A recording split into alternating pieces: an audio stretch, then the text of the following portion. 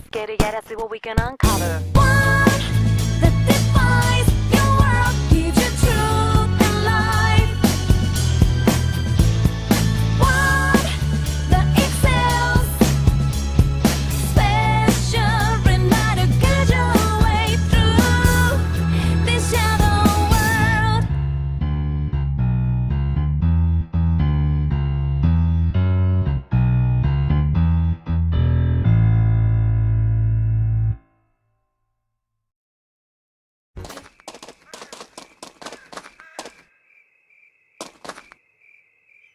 I'm actually scared that I can't remember anything.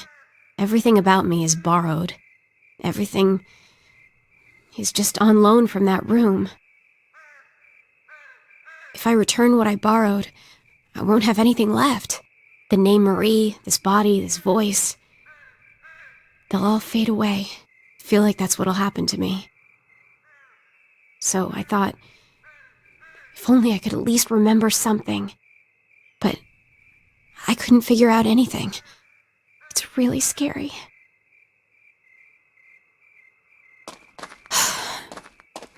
Maybe I don't have any real memories to find.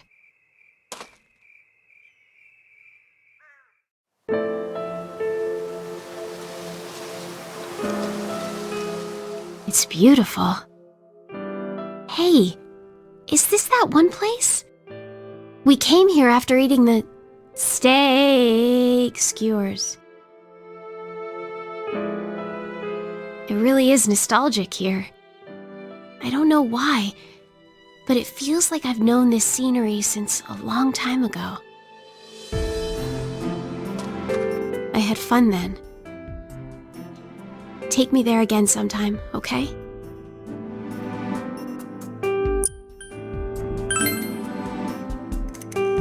Of course I remember, you stupid jerk-faced twerp. I remember. It's a memory. A memory of you and me. Huh. Yeah, I remember. I feel stupid now. It feels incredible. Hey, can we make more? More memories?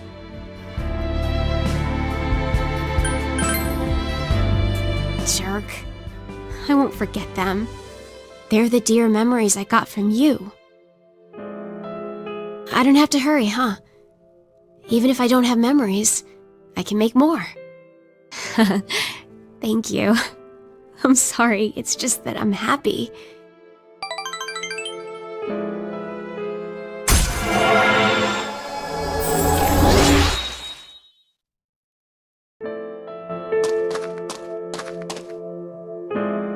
Still, you really are a weird person.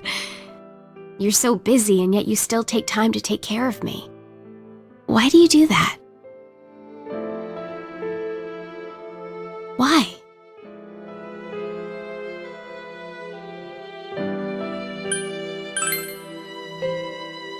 Friend. I see. So this is what it means to have friends. Thank you. I'm so happy. I'm your friend now. Look, I'm really counting on you. So let me say, stupid, I hate you.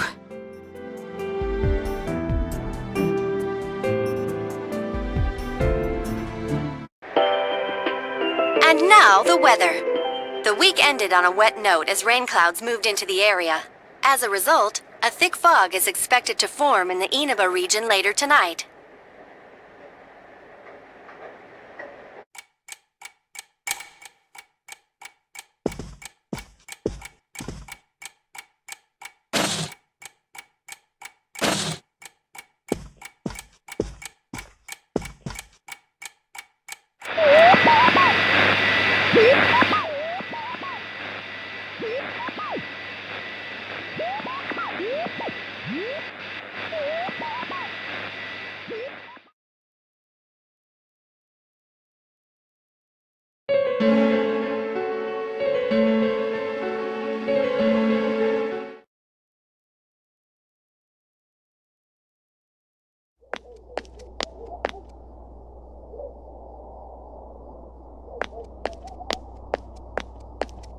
There he is!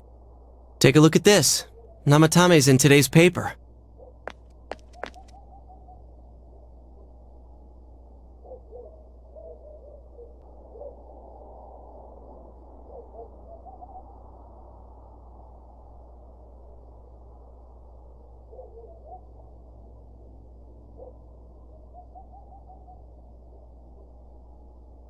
So it's finally over.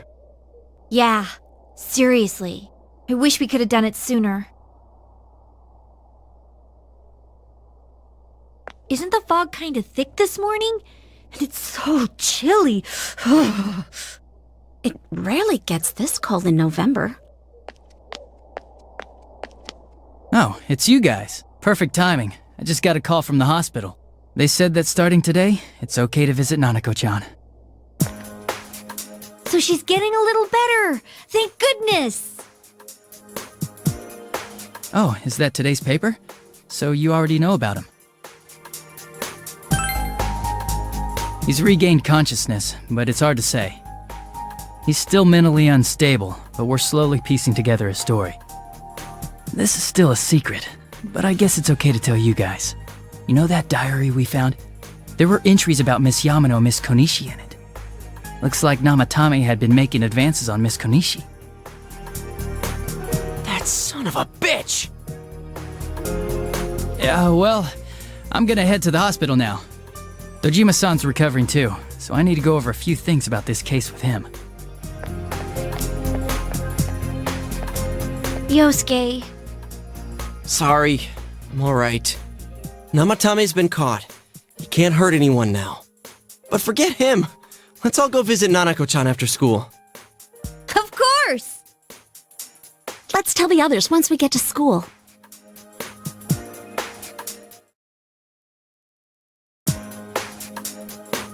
Nanako, everyone's here to see you. Big bro.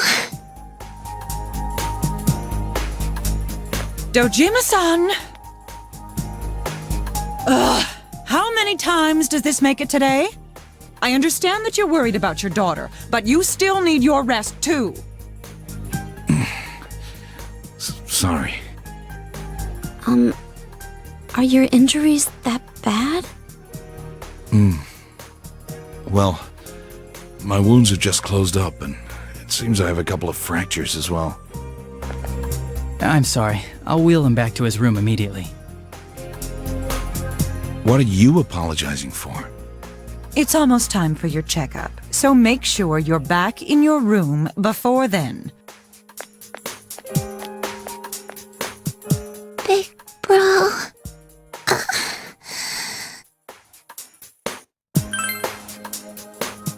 Yeah, I'm so glad.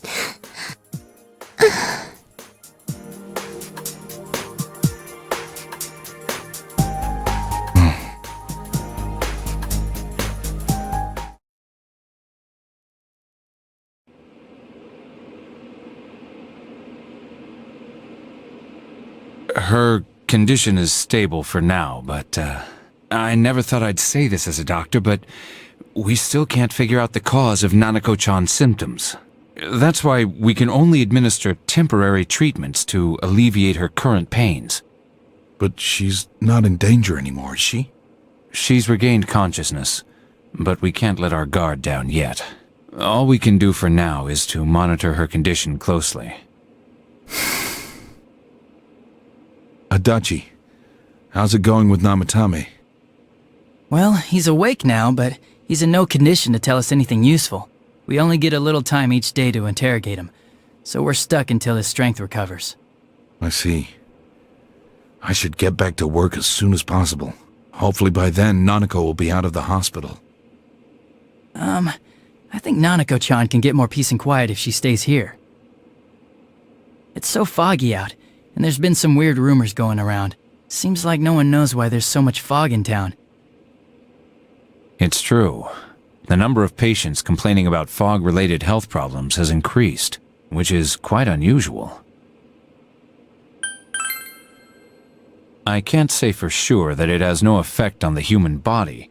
It certainly could be a psychological effect.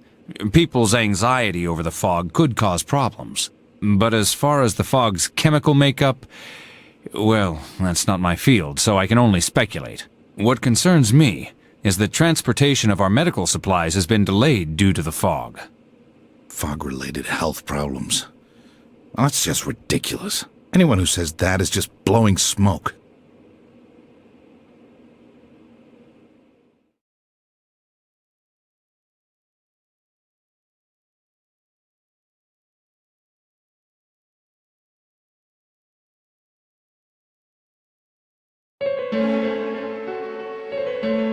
Isn't this weather strange? How could it be lasting so long? I've never seen anything like it. I wonder what's causing it. It's so creepy. I heard that a friend of mine's son got sick from the fog and collapsed. You know how sensitive children are to that sort of thing. I heard something too. They say an old man was driving through the fog and got into an accident. What? Did he lose control? Well, he'd never been in an accident or even gotten a ticket before, so something seems off. Isn't that scary? I've even heard there are experts saying it's poisonous. I wonder if that's true.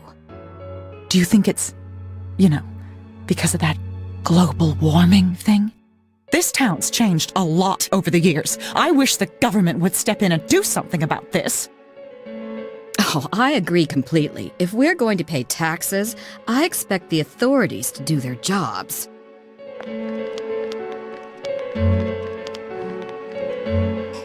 This fog is poison! It's a gas filled with viruses! Don't inhale the fog, or you'll die!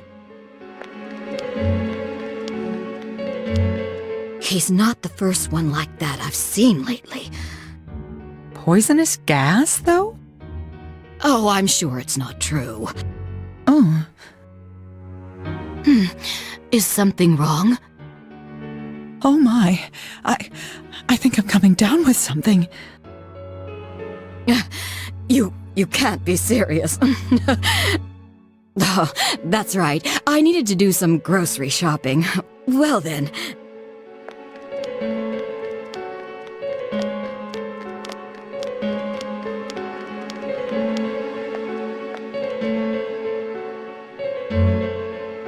Business has been so slow lately.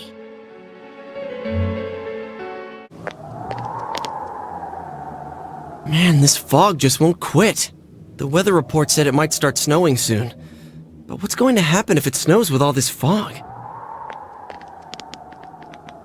Whoa! Where'd you guys come from? Wow, that's quite a crowd you got there. We ran into each other back there, so we came together. The fog's so thick that sometimes you can't see your nose in front of your face, so everyone's forming groups now. It's definitely been weird lately. It's so cold, too. Visibility's so bad it's scary. Can I stick close to you, Senpai? Oh, this girl never changes. It really is hard to see anything in this, though. It's just like on the other side.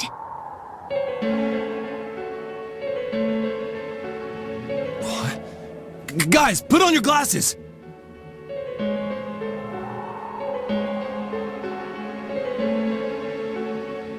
Whoa, it's all clear.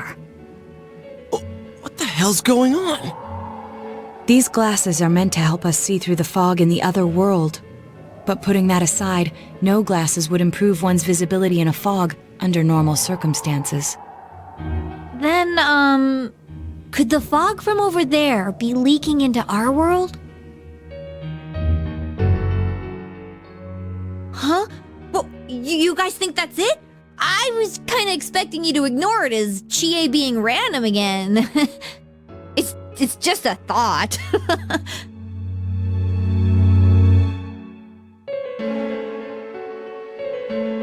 Anyways, today's the last day of exams, right? Let's get them over with so we can meet up at the special headquarters after school. Wow, we haven't used that name in a while. Hey, here's a story about the fog. Some specialists are raising concerns that this fog may consist of harmful substances. More and more citizens are calling for an investigation into the cause of the fog and the facts about it. Though the government has begun its preliminary investigation, many feel that the causes will be hard to pinpoint. Oh, is this fog really dangerous? You hardly ever see people walking around town anymore.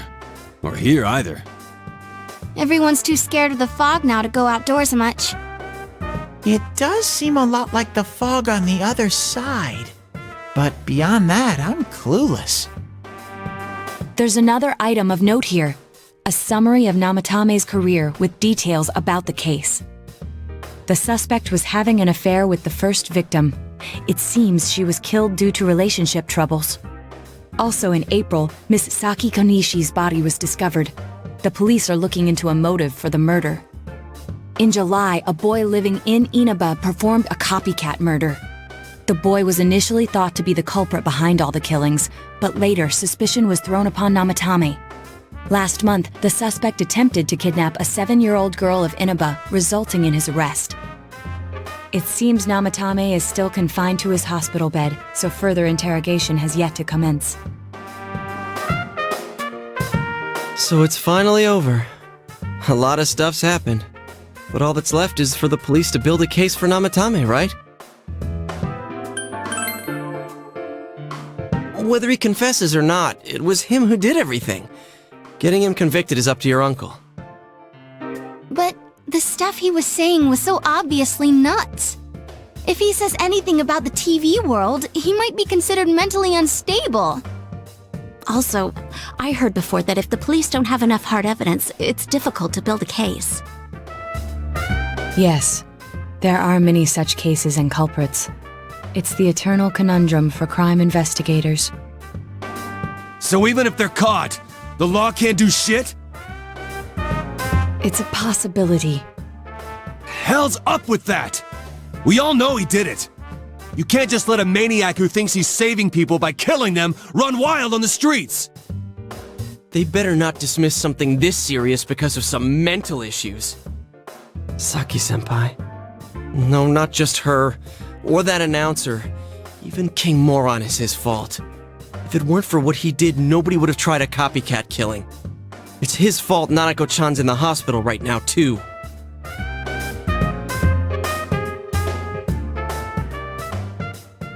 What's the matter?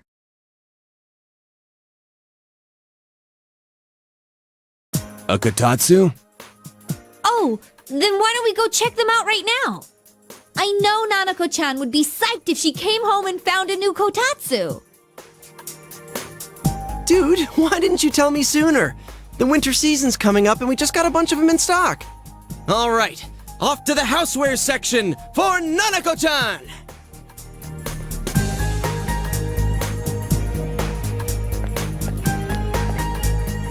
If we're getting a kotatsu, we better get some oranges to complete the set. It's a cliche because it's true, damn it. The best compliment to a kotatsu would be a heated rug. Dude, that much juice would kill the breaker the moment you tried to microwave something. Oh yeah, you've never used a kotatsu before, huh, Ted? It's nice and toasty. Can I still stay here? You kept your promise to me, so I should be going back. But I don't want to go until Nana-chan gets better. Of course you can stay. How many times do we have to say this before it gets through to you? Nanako-chan would be sad if you weren't there when she wakes up. But I couldn't save Nana-chan. Don't be silly. We saved her together. We caught the killer, man.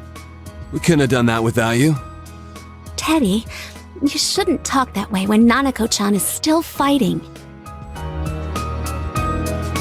You guys. Sensei, I'm so touched. I'll stay by your side until Nana-chan comes home, Sensei. Oh, that's right. There's no one but you at your place. Hey, why don't we pick out a Christmas present for Nanako-chan while we're at it? Oh, That's a great idea. I'm sure she'll be out of the hospital by then. Alright, but none of this charge it to Yosuke stuff this time. Seriously. We're clear on this, right?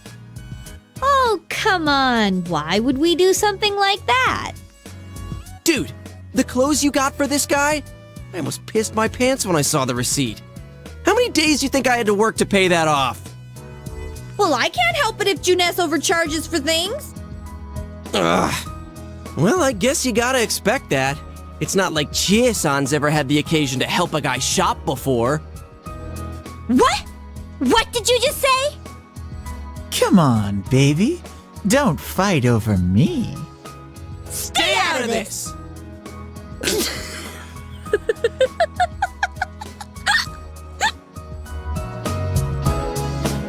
Let's leave them be and think of a present for Nanako-chan on our own. But what would a girl her age want?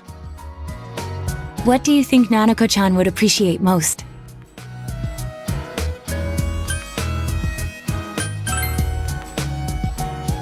Yeah, that white round shape's the best. A plush doll's the way to go. Alright, as soon as Nanako-chan's out of the hospital, we'll have a party at your place. Yes! And we'll bake the cake! Of course! Let's make it a cake to remember. Oh no, you're not! Are you trying to send Nanako-chan back to the hospital?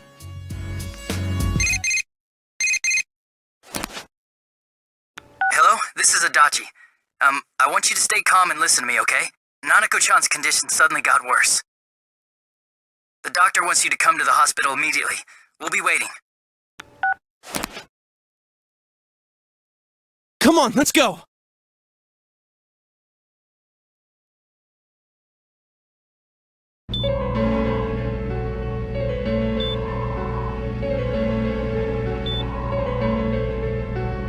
Doctor, this fog is poisonous, isn't it? Isn't it filled with viruses? They said so on TV. Isn't there a vaccine or something for it? Calm down, please. That's just a rumor. Don't tell me to calm down! You're lying! We know you have medicine for this! Are you just going to stand there and watch us die? Why would we do something like that? What a commotion. What the hell's that supposed to mean? Can't you see how much pain she's in? All we can do right now is monitor her condition closely. Dojima-san, you need to return to your... I don't give a damn about myself. Do something about Nanako. Dojima-san! Just save her. For God's sake, please save Nanako. We'll do our best. I must ask you to step outside for the time being.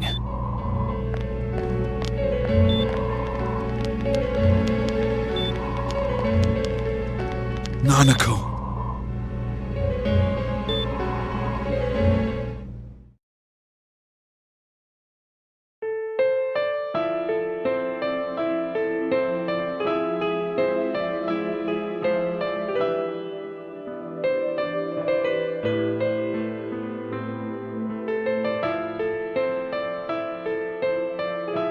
Hey, can't you do something? This all has to do with the world you came from. Can't you figure something out? I'm thinking, but... Damn it! Why does this have to happen to a little girl like her?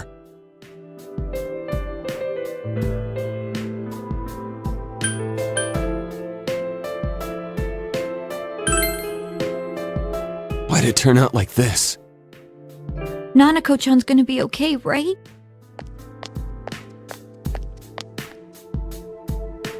You guys still here? How is Dojima-san doing? His wound's opened up again. They're treating it over in his room now. Any luck with your investigation on Namatame? About that. I won't mince words here. We're gonna have a hard time making these charges stick. What's that mean? I talked with the guys at the station, and it'll be next to impossible to find him guilty in court. Especially given the reason why we took him off our list of suspects for the first case. Oh yeah, something about him having an alibi. Yeah, that. And the whole angle about him putting people into TVs, there's no way that'll stand up in court. No one would believe that. What the public wants is when, where, and how Namatame killed these people. And Dojima-san knows it. Well, ain't you calm about this? I'm just telling you the truth. And you call yourself a cop? Huh? If you want to see that stuff so bad, we'll show you! Hurry up and bring a TV here, damn it! Hey, stop! What the? Is Nanako-chan's family here? Hurry inside. Please talk to her.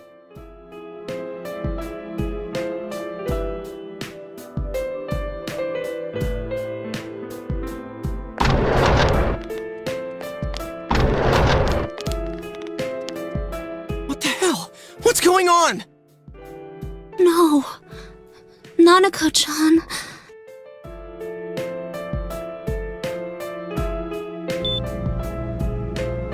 Daddy.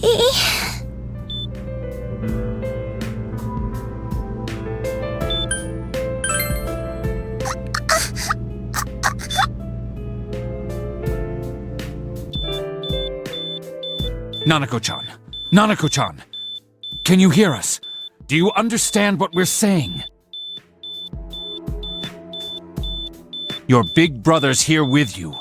Just hang in there.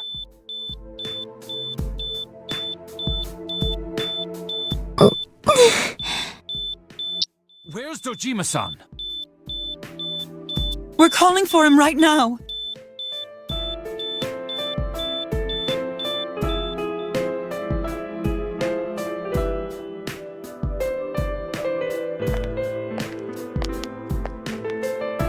How's Nanako?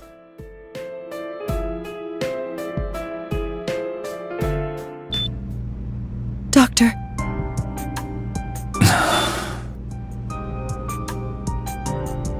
Big Bro.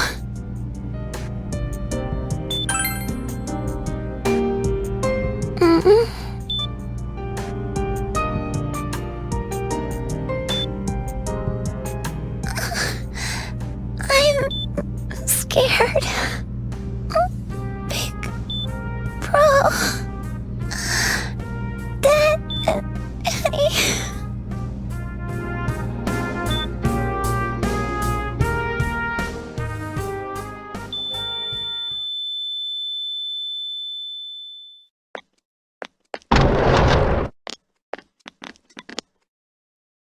Nanako!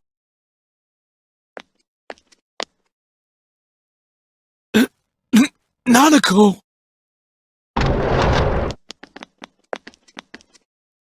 I'm sorry, sir. No.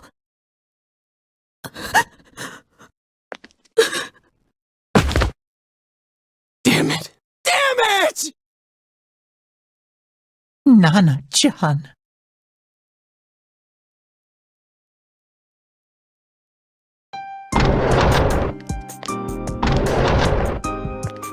We did everything we could, but we still couldn't figure out what caused this.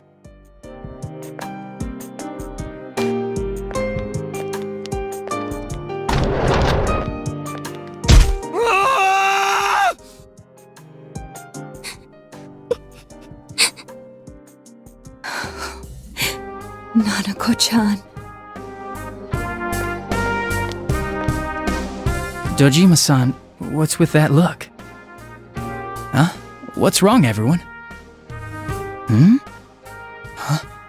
Wait, is Nanako-chan... But then, where did Dojima-san go? His room isn't that way. Wait a sec. That's the way to...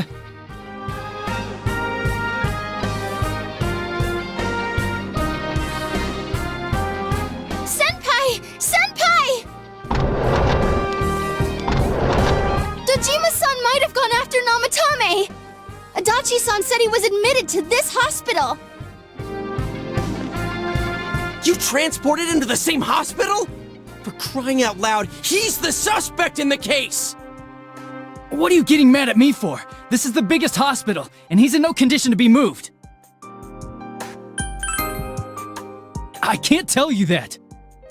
Just tell us where he is already! Dojima-san's on his way, ain't he? You don't know what he's gonna do there if we don't stop him! Kanji-kun, you don't mean... Yeah, hold on. Just what are you guys talking about? Cough it up! Where's this room? Top floor in the 2nd surgical ward. Furthest room back. But there's a police guard.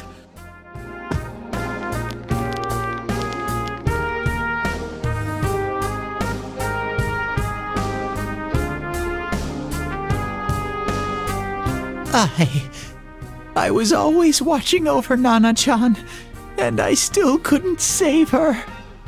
It happened in my world. Even though I was the only teddy in that place, I still couldn't do anything.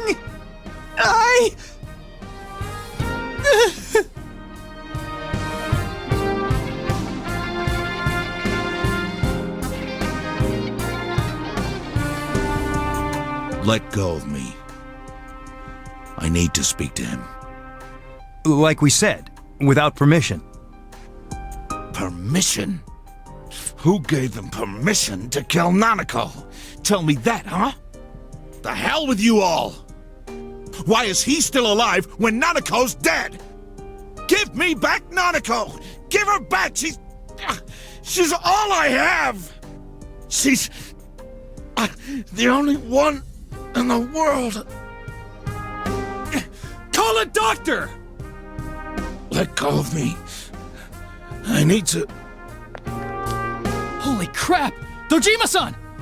Quick, get him to his room. I'll go alert the doctors.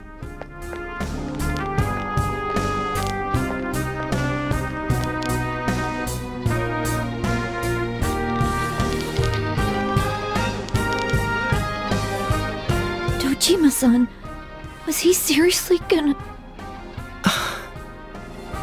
His only daughter's dead. Nothing would have surprised me. Dojima-san probably knew that there's little to no chance Namatame would be convicted. Damn it. He killed Senpai, and now Nanako-chan. And the bastard's gonna walk away without paying for what he did. That's not right. Why? Why is he the one that gets to go on living?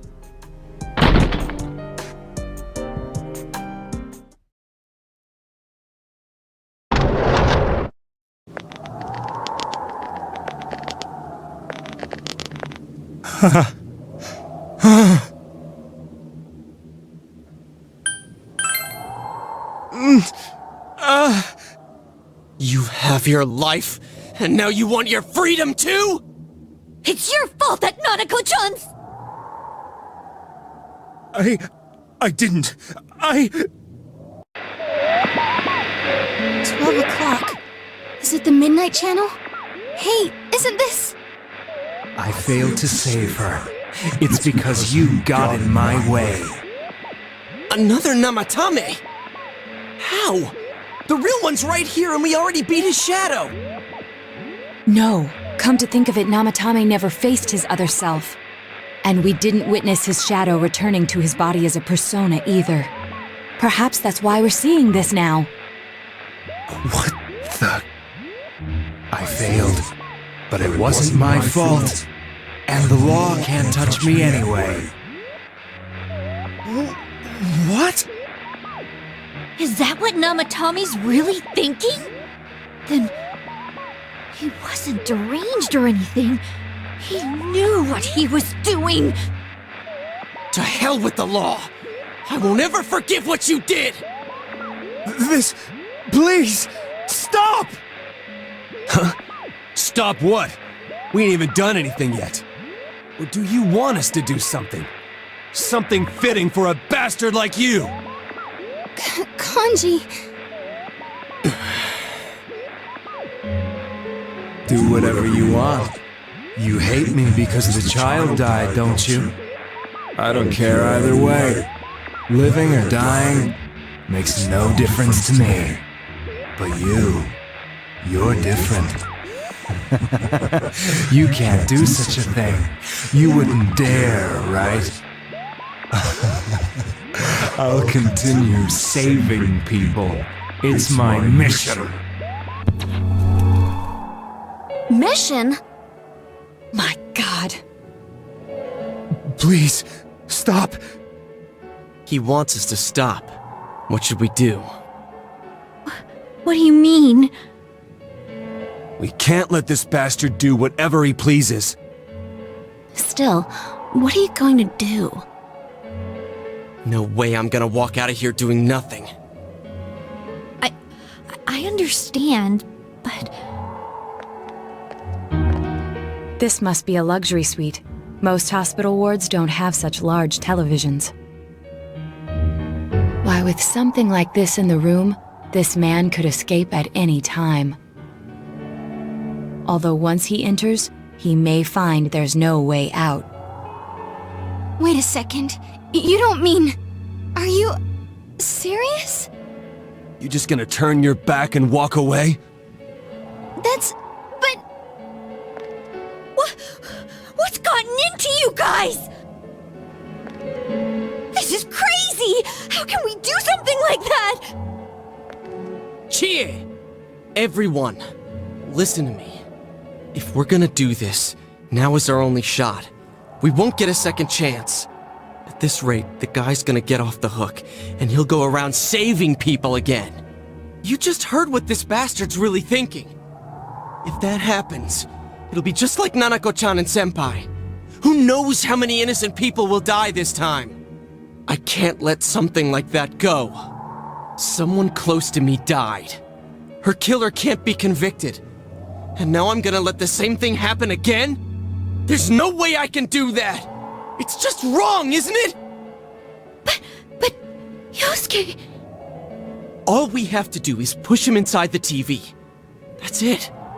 We do that one thing, and this is all over. Just... push him inside? If any of you want no part in this, just leave the room. I'm not gonna force you to stay. As for me, nothing could make me forgive this bastard. But before we do this, I want to hear what you think. What do you want to do, leader? We don't have time to wait! If we don't do this now, the cops will come back! What are you trying to say?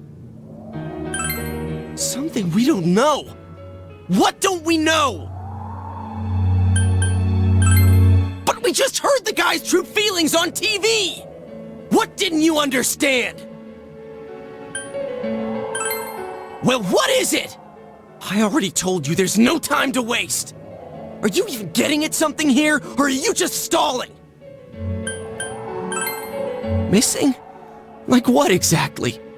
Damn it, I've heard enough of this bullshit! Give me a straight answer! Are we doing this or not? That's all I give a damn about right now!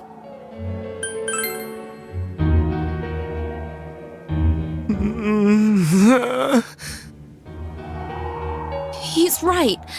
Let's all calm down for a second. I'm perfectly calm. Hey, what did you mean by we're missing something? What's there to miss with a sick bastard like him? Hey, let's all take a deep breath. After what happened to Nanako-chan and seeing Dojima-san, we're not thinking straight right now. Fine.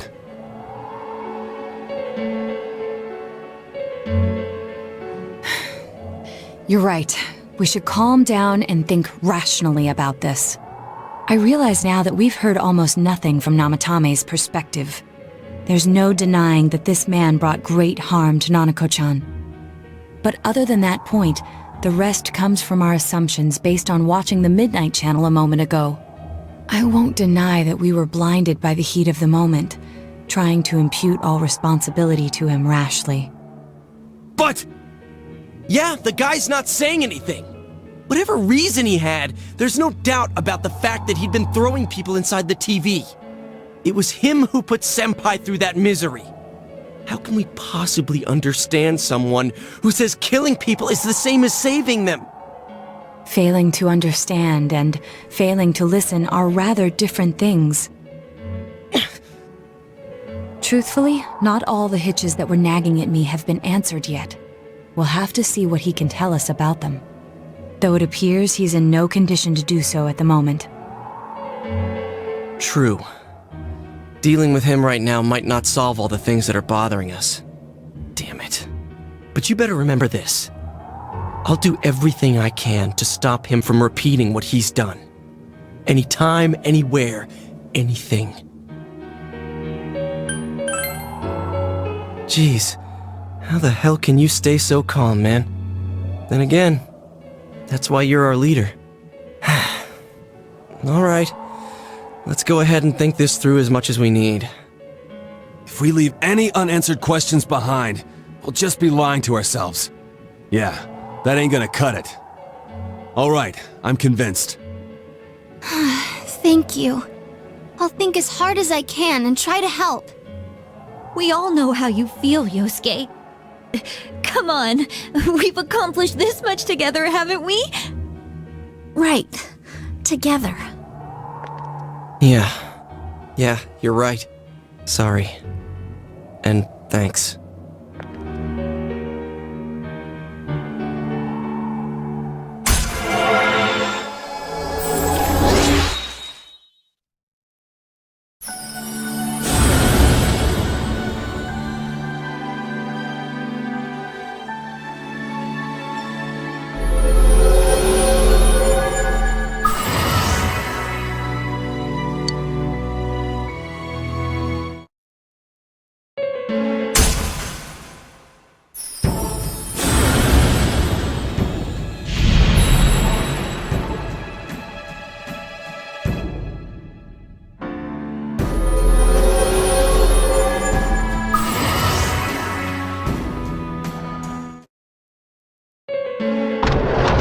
You guys?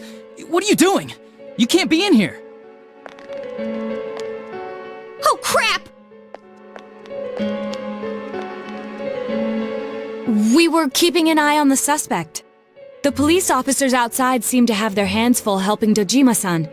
If Namatame were to escape, it would be a disaster for the police's reputation, and their trust in you, Adachi-san. Oh, I see. We'll tighten security from now on, and I'll arrange for him to be transported out as soon as possible. So, if you guys can keep quiet about being in here, I'd really appreciate it. How is he, Doctor? He seemed to be extremely agitated a moment ago. He seems fine for now, but he really needs his rest. Outside, everyone. Doctor's orders. Understood. We should go too. Let's get back to Nanako-chan's room.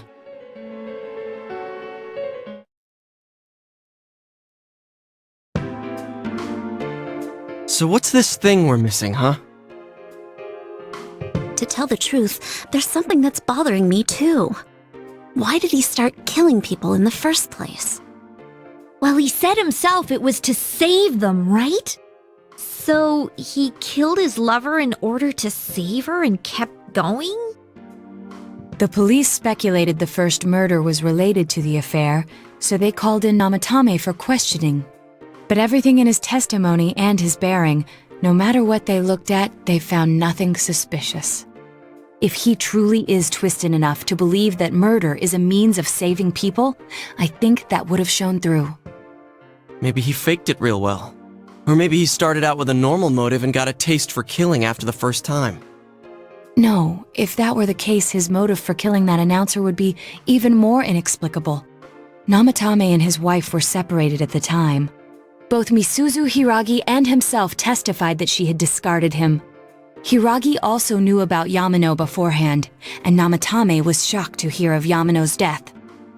Their relationship was known and was not strained to the point of murder. There's simply no motive in the affair angle.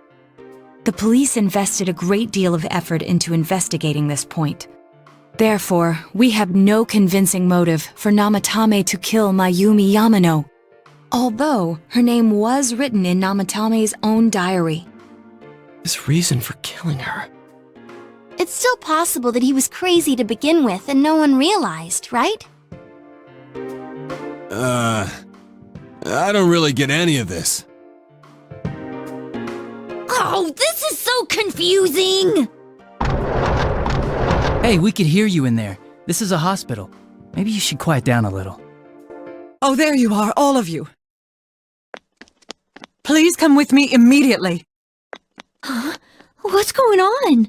What are you waiting for? Hurry, go!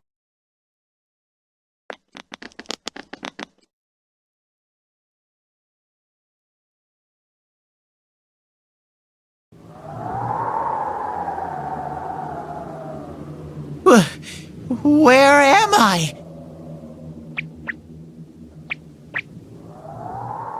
Is this Teddy's world?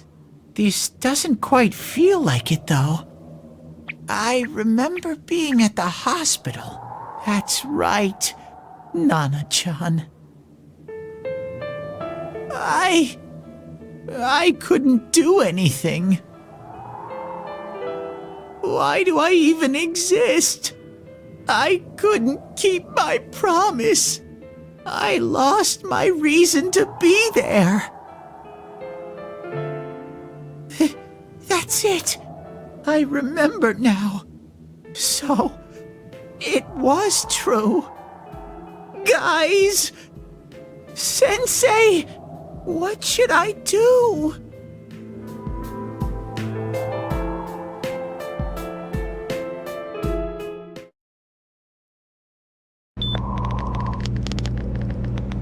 Oh, there they are. Nanako-chan came around. Huh? What did you just say? Nanako-chan's alive? Are you serious? It's very rare to be resuscitated after one's heart and lungs fail, but it does happen. But until I know why she collapsed in the first place, I can't say for sure how well she'll recover from here on. Still, Nanako-chan's a fighter, and she's trying desperately to stay alive. So this isn't a joke? You're actually telling the truth? Nanako-chan.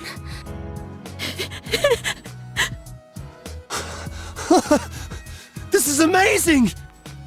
Miracles do happen. I'm so glad. I didn't know what I was gonna do.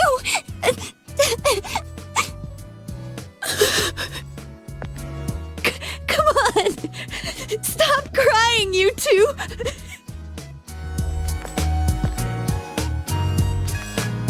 You all should go home for the night. I'll speak with Dojima-san tomorrow about Nanako-chan's treatment. It's rather chilly outside. If it starts snowing, be careful not to catch a cold.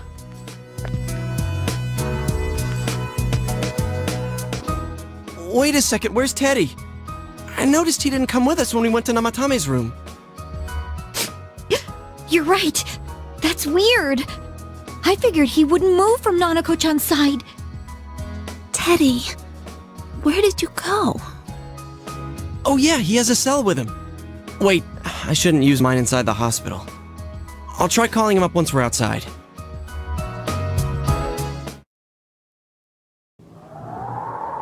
Couldn't save. I couldn't save. Why? Mayumi. And that girl too. I couldn't save them. Huh? What's the matter? Feeling guilty all of a sudden? Sheesh.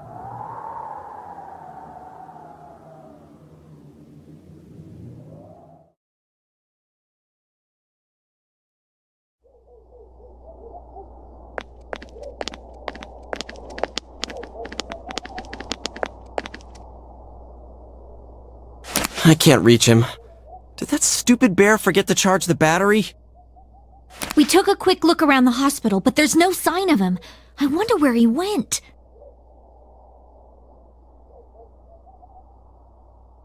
Oh, it's snow. Hey, you're right. Wow, it's been a while since I last saw real snow.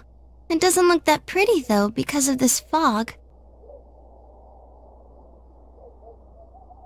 I guess this makes it the first snow of the year. It's freezing. Let's go home.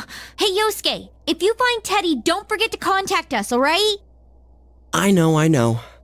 Let's meet up at the special headquarters tomorrow.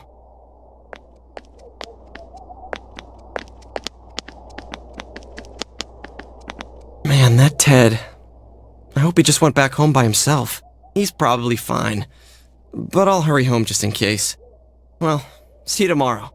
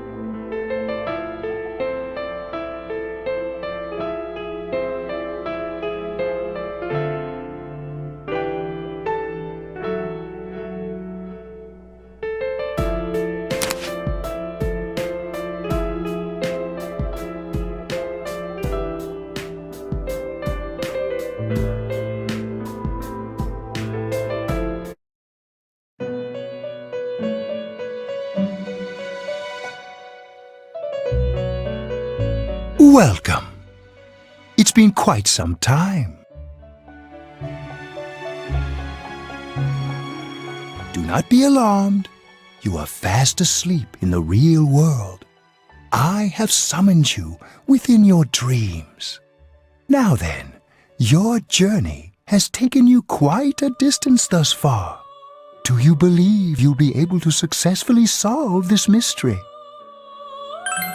Splendid! The precise destination of this vehicle, that too is getting rather hard to judge. If we continue driving blindly, we may end up leading you further away from the mystery that you must reach. Well, why don't we take a moment to look back on your journey? It was for that purpose that I summoned you here tonight. Margaret?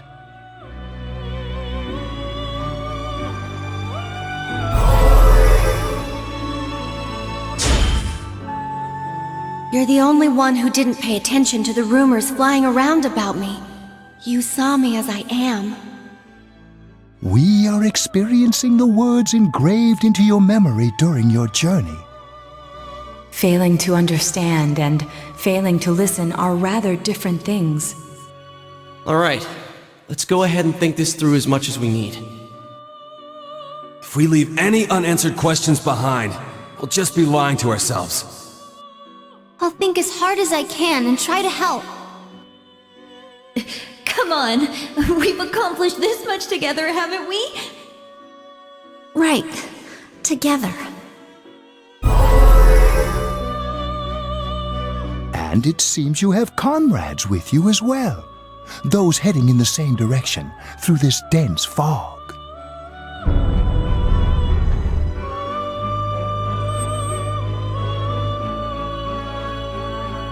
We'll be parked for the moment while I confirm our current heading. As I mentioned previously, this year will signal a great change in your life. Though there isn't much time left, it can be worth your while to take the time to stop and reflect. People are like water flowing in a river. There is only one stream, but all who pass through it are affected differently. Some travel fast, some change their course, experiencing countless events as they travel down the river of time. Just so. The state of this room reflects the scenery of your heart. Perhaps this may be a time for contemplation rather than action.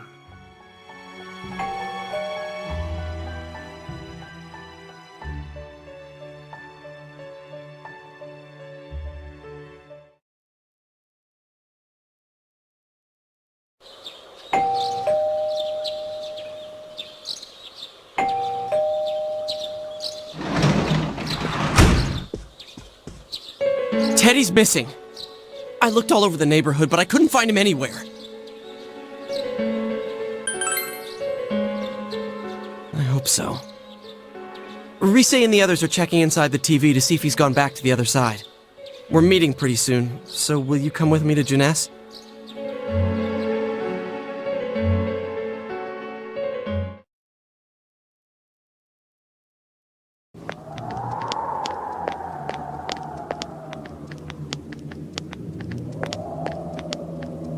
It's no use, man. We can't find him. No luck for me either. I didn't sense anything over there. The fog's so dense it might be affecting my readings. I wish I could do better. I'm sorry. Ted. Don't tell me he really went back to his world this time. We told him over and over that he could stay here.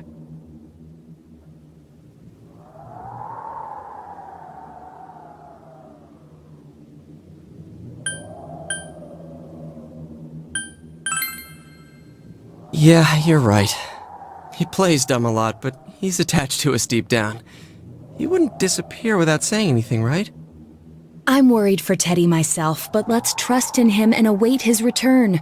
Right now, we must concentrate on the case. It won't be long before Namatame is transferred to another location. We must hurry, or we will miss our only chance to get his perspective on this. You know, I've been thinking about the case since, but something just doesn't seem right. Let's quickly review the facts. Of all the victims, only 2 were killed, Miss Yamano the announcer and Saki-san. From the documents we found in the car, we know Namatame had some sort of dealings with them. After that, there were multiple attempted murders in which we were targeted. It was only when he took Nanako-chan that we caught him in the act, identifying his modus operandi in the process. When I hear you put it like that, sounds like the dude's guilty. As a result of Namatame's arrest, the police admitted that Mitsuo Kubo was a mere copycat killer. Back up to yesterday. Remember when you said Namatame didn't have a motive to kill the announcer? That's what's bothering me. Right. Either he's completely nuts, or we're misunderstanding something. You lost me. She's trying to say that if Namatame is sane, then there may be facts in the case we don't know about yet. Sane or insane? Sounds like a play I saw before. When he talks about saving people, what does that actually mean? I don't think there's any doubt that it includes kidnapping people and throwing them into the TV. Could he mean saving them through death? He did call himself a savior and said that the other side is a wonderful world. So they'll be saved if they die? What a bunch of crap! The bastard should have gone and saved himself! What do you think, Senpai? If you think about it normally, it's gotta be him. But there ain't nothing normal about that world anyways. There's something I've been wondering about for a while. When we first encountered him, he said, "You're the ones I saved. Don't worry, I'll save this girl too." So, if he saves people by killing them, did he save us too? Wouldn't he actually have failed to save us? You raise a good point. If he thinks that salvation comes only through death, his words to us make no sense. And another thing, the Namatame who appeared on the Midnight Channel said he failed to save Nanako-chan. Well, maybe he really was trying to save the victims by putting them inside the TV. Come on, don't get all quiet like that. You guys know I just say the first dumb thing that pops into my head. The possibility that he truly intended to save us. But he's still the one who threw in Saki-senpai and that announcer, right? Sure, we haven't nailed down his motives, but that doesn't change the fact that he killed them. Or what? You think someone else was involved? What makes you think so?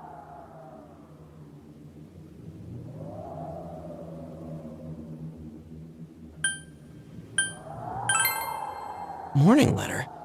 Oh yeah! Whatever happened to that thing? If Namatame's the killer, he must have been the one who wrote it, right? Let's review them.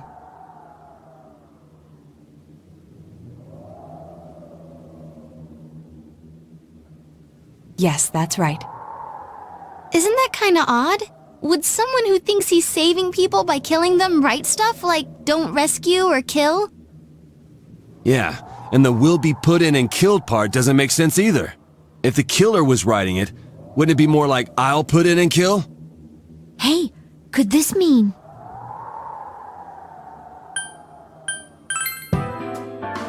Yeah. It's almost like someone else wrote this letter. But only the killer would write such a letter and deliver it to Dojima-san's house, right? If someone else wrote it, that could only mean... Dear God. Since this is such an unusual case, I was absolutely convinced that other than the Kubo incident, there was one culprit. So Namatame really was trying to save his victims? Everything is exactly the opposite of what it first seemed. In Namatame's parlance, failing would have been the first 2 cases when the victims died. If he had used his method twice and failed both times, he would hardly have continued using the TV, and yet he did. It all seems to suggest that someone else wrote this warning letter while observing the entire case. Someone else? Then, it wasn't Namatame that killed Saki-senpai and the announcer? We can't say for certain yet. We urgently need to speak with Namatame face to face.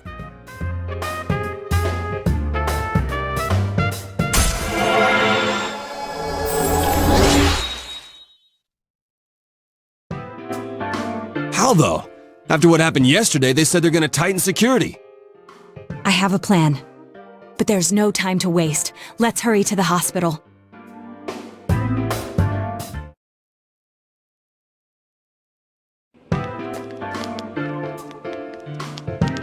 Hey, this place is off limits. I'm a consultant with the police. I'd like a few words with Namatame-san. May I go in? This is Unit 252, requesting confirmation on an ID. Name of Naoto Shirogane. Huh? Ah, understood. I see. Well, you're on the list. I can give you a few minutes, but I'll have to record your conversation with him for security purposes. Not that I expect you'll get anything coherent out of the guy. He's been spouting nothing but gibberish. I'd like him to accompany me as well. He has no identification, but this is an emergency situation, and he's here in Detective Dojima's stead. Huh? Detective Dojima sent him? I wasn't informed of this. I'll vouch for his identity. Well, I guess it's better than dealing with the man himself. We have our hands full with the transport procedures, so the last thing we need is Detective Dojima running wild. Detective Adachi is busy somewhere too. This is Unit 252. Huh? I see. Has something happened? There's something about a suspicious object out in the lobby. Ah, well then, this works out nicely. You should back up your colleagues downstairs. We'll keep watch over Namatame-san. A disturbance in a hospital lobby, after all. It sounds serious. If anything happens, hit the nurse call button. I'll leave the rest to you. Understood. Please be careful. I knew they were undermanned, but I didn't expect it to go this smoothly. Wow! There's nothing much inside that suspicious object. So he won't be gone long. Alright, then now's our chance to talk to Namatame.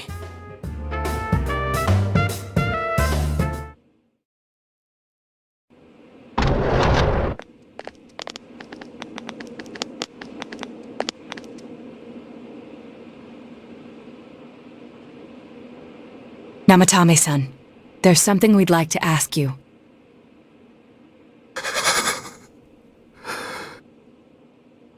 It's tempting to think that you were the culprit behind this entire case.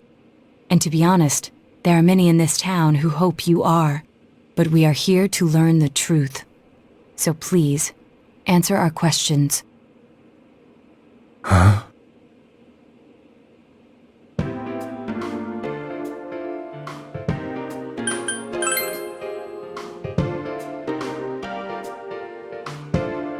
No. If nobody saves them, they'll be killed. That's why I put them in there.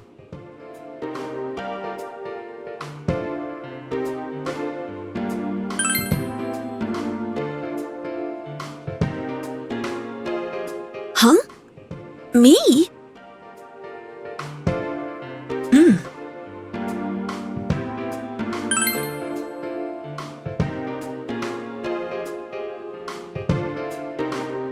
They were killed. I couldn't save them.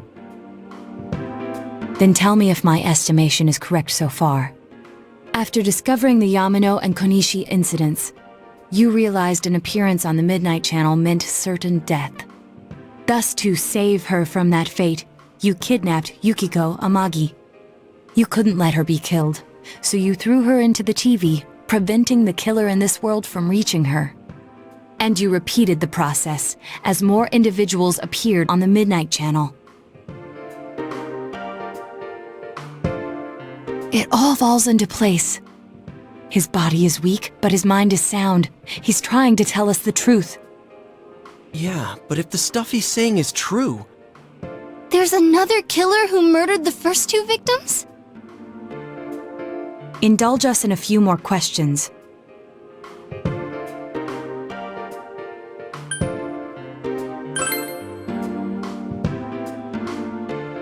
What are you talking about?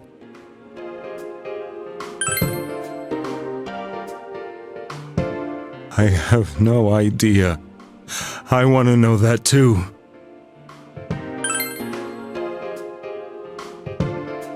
I didn't know. I never thought it would be that kind of place. As I thought. You believe me? Did they find him? Did they find the one who did such cruel things? Mayumi. Please calm down. Our ability to find the culprit rests on you. We know about the other world. In fact, we're the only ones who can fully understand what you have to say. Only you? We did blame you for everything at first. But now I think we can accept whatever you got to tell us as truth. Please, tell us everything you can, calmly and slowly. You're willing to listen? Do my story?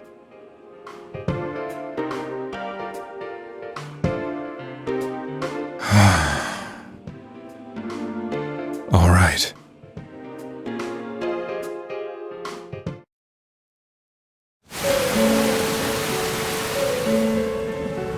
Soon after my affair with Mayumi became common knowledge, I returned to my parents' home, as if to run away from the scandal.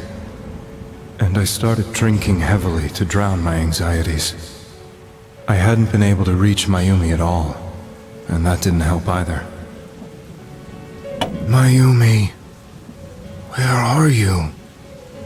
She'd been disgraced on all the afternoon shows, and forced to resign from the program she was on. I caused her so much trouble. I wanted to at least apologize to her, but I couldn't even do that. I lost the will and energy to do anything. Then, one day, the rumor I heard some time ago came back to me. Since I had nothing better to do, I sat down blankly in front of the TV and watched my own reflection. And all of a sudden, there was Mayumi. Mayumi? Is that you? The Mayumi inside the TV looked as if she was calling to me for help. Mayumi? Mayumi!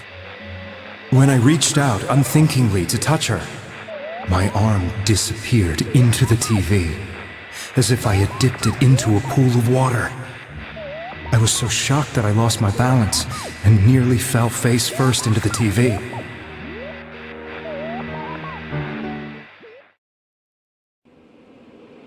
I was so scared.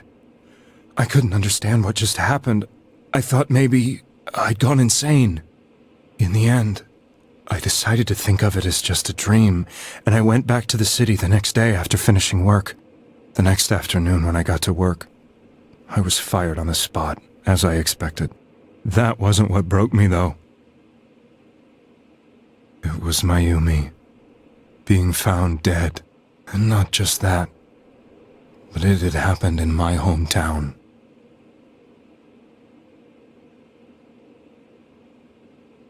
I was dumbstruck. But later on, I remembered the image of Mayumi I'd seen that night. Was it not a dream? Could it really have been an SOS from Mayumi? I hadn't touched another TV because the first time was so terrifying, but I decided to try it again, and I confirmed that none of it was a dream. So that image, was it something Mayumi showed me, calling for help? That's how I felt. And eventually, you learned of the Midnight Channel.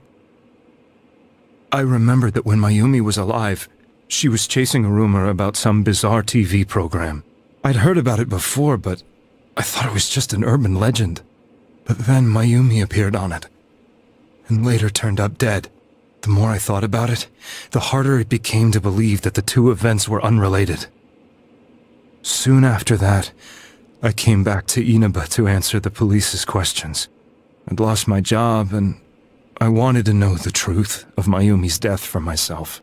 Then, on another rainy night, someone else appeared on the Midnight Channel. It was a girl.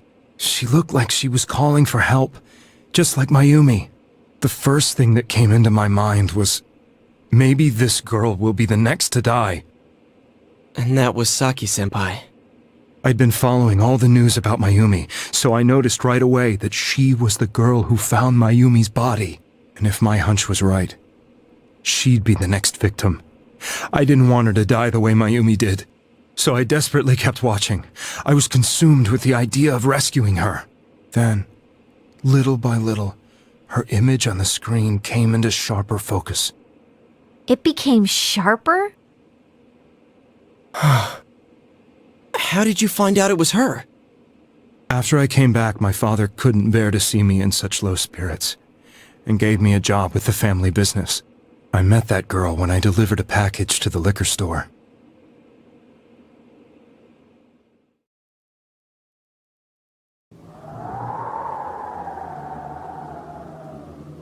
After agonizing over it, I decided to meet her, and told her to be careful.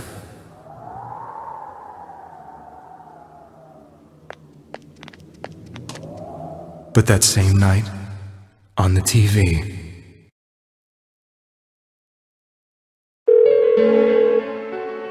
she looked as if she was being engulfed by some black shape. She was writhing in pain. That's why I warned her. Why won't she pick up the phone? Come on, please!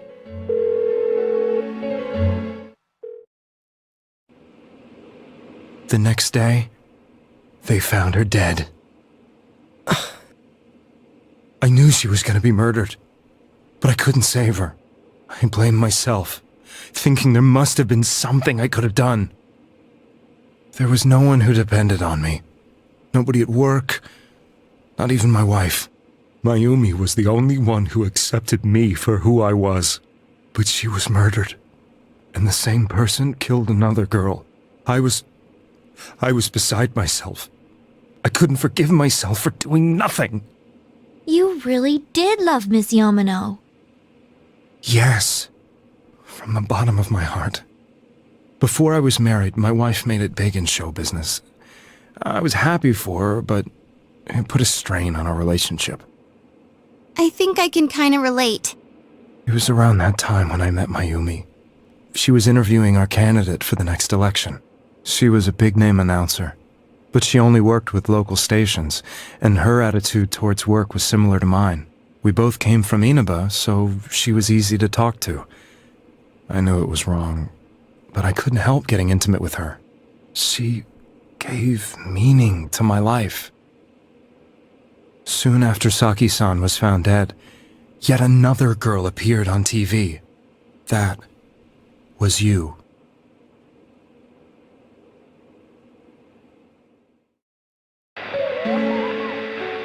She'll be kidnapped next, and murdered. I can't let her end up like Mayumi and that other girl. My opponent. I can't let her end up like Mayumi and that other girl. This time, I'm gonna do something. My opponent was a murderer who left no clues to his identity. I thought hard about what I could do to protect her from someone like that. I'll never convince her. If she gets suspicious and they arrest me, who'll save her then? The girl inside the TV looked as if she was smiling at me. And that's when it hit me. I apparently had the power to go through the TV screen to the other side.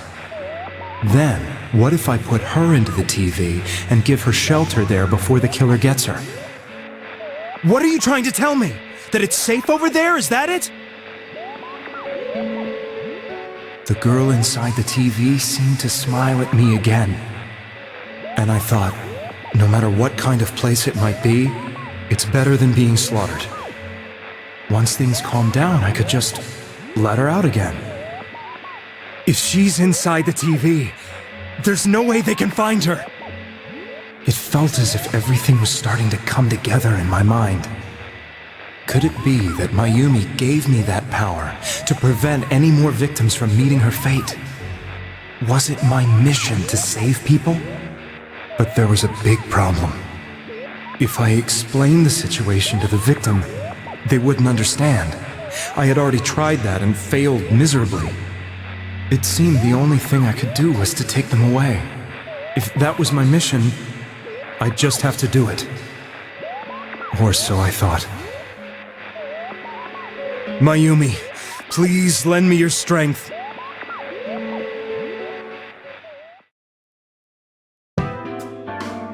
So, since you thought people who appeared on the Midnight Channel would be killed, you kidnapped us in order to save us. Mission? Give me a break! You never stopped and wondered about any of this? I thought I was the only one who could help them. I did call the police, but they didn't believe me. I knew the area well, thanks to my job. I had a large truck, and I could move around without suspicion. I thought my job as a delivery man would be the perfect cover for my mission. I thought no one else could do it. But are you telling me that I wasn't saving them? If a person is still within the TV world when the fog appears here, they will die. Beginning with Yukiko-san, the people you thought you had been saving were, in fact, in mortal peril. It was my friends here who really saved us all. I had a feeling that was it. When I went after that little girl and entered the TV myself, for the first time, I had some doubts about myself. You refer to Nanako-chan, correct? The police were after me, so I had to get away. But I still felt I needed to do everything I could to save that poor little girl. That's why I went in after her. But the TV world was completely different than I imagined. Such an abominable, grotesque place. I knew that the three of you who I saved went back to your normal lives, so I didn't realize how terrible that world was. I never knew you couldn't even get out of that place on your own. No. That's a cowardly way to put it. I'd probably already begun to realize that it was a dangerous place. If I hadn't, I wouldn't have gone to see you all. See us? Wait, are you talking about the concert we did at Junes? Yes. I wanted to know why the ones I saved were all hanging out with each other, and how much you remembered. But in the end, I couldn't bring myself to say anything and ran home. I must have felt too guilty. But all the doubts and anxieties I'd been unconsciously suppressing exploded out when I entered the television myself. I thought I was going insane. I probably did. And you know the rest. When I came to, I was lying in a hospital bed. You really were trying to save people. But I ended up doing just the opposite. What a fool. I always wanted to enter the world of politics and become useful to society. But after losing my job and the woman I loved, all I had left was this power. I convinced myself that world was some sort of sanctuary, and I secretly believed myself to be a hero.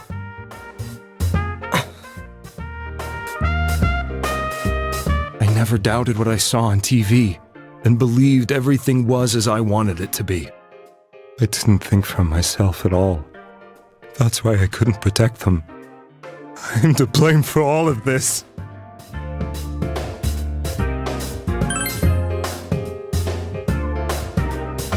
I suppose so. But the things I've done are too serious to be brushed aside like that. I have no intentions of running away from my crimes. I'm prepared to face the consequences. Kidnapping is already a serious crime. And on top of that, I put all those lives in danger. I'm sorry. The Midnight Channel and the other world, you can hardly be blamed for failing to understand them properly. We must apologize to you as well. Had we let our emotions blind us to the truth, we would have piled all the responsibility on you. I guess from your point of view, people did stop dying once you started saving people. The more you did it, the more you really believed you were preventing their deaths. I'm such a joke. I'm sorry. I'm getting a little tired. What are you all crammed in here for? My apologies. We'll be leaving now. Wait. I beg you, please, find whoever's behind this. You children are the only ones who know about that world.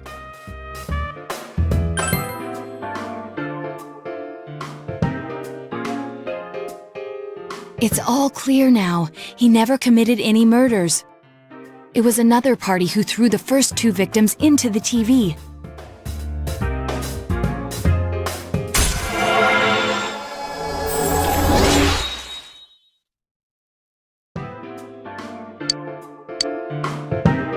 Now get out of here! I told you, he's almost ready to be transported. We can't have anything else happen. Sheesh. I better not see you rascals here again.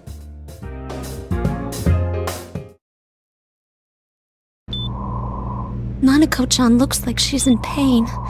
She's fighting for dear life. This was the last place we saw Teddy, right? He was so worried about her. How can he flake out like this when we have to find the real killer? The police consider the matter closed. We'll have to do all the investigation from here on out. Let's revisit Saki-san and Miss Yamano's incidents and see if we can turn up fresh details. But it's been over 6 months. Wouldn't the trail be cold by now? I know, but we can't give up. We're the only ones who understand what's really going on. And you never know. People might remember some things now because they've had so much time to think about it. Let's split up and talk to people all over town tomorrow. We'll meet up in the evening to discuss our findings. I hope we can find out something about Teddy, too.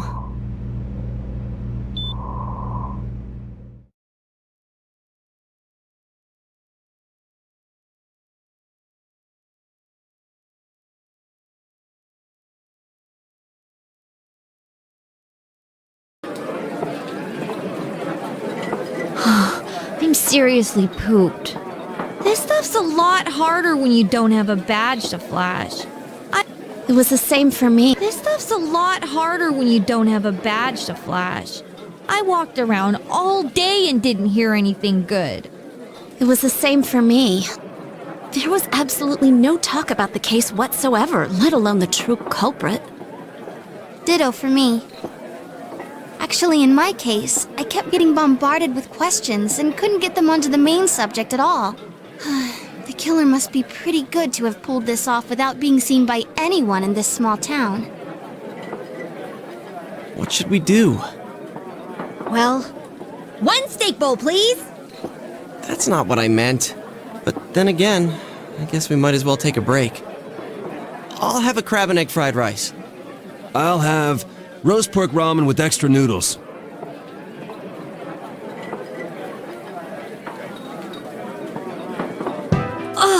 Now that our tummies are full, let's share what we learned, even if it wasn't much.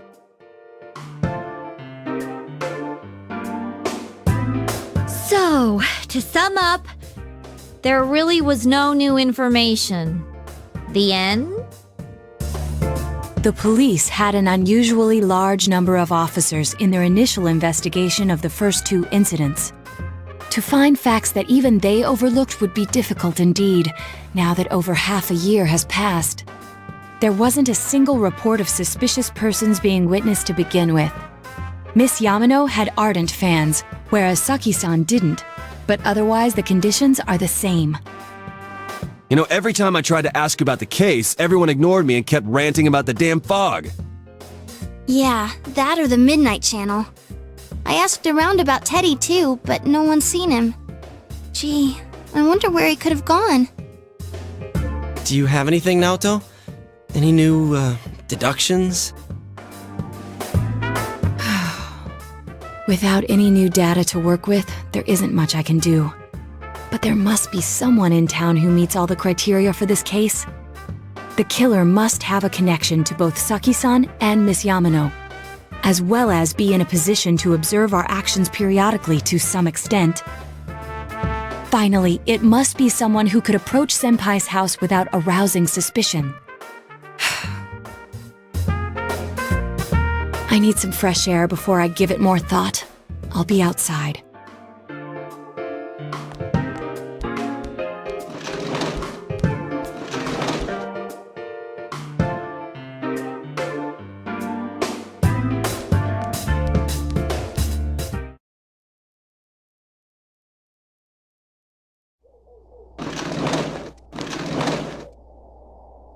It's snowing. No wonder it's chilly. It's freezing out here. Maybe this'll help clear my head and get my deductive muscles flexing. Hey, is it snowing? Too bad the fog's so thick. The snow just gets lost in it.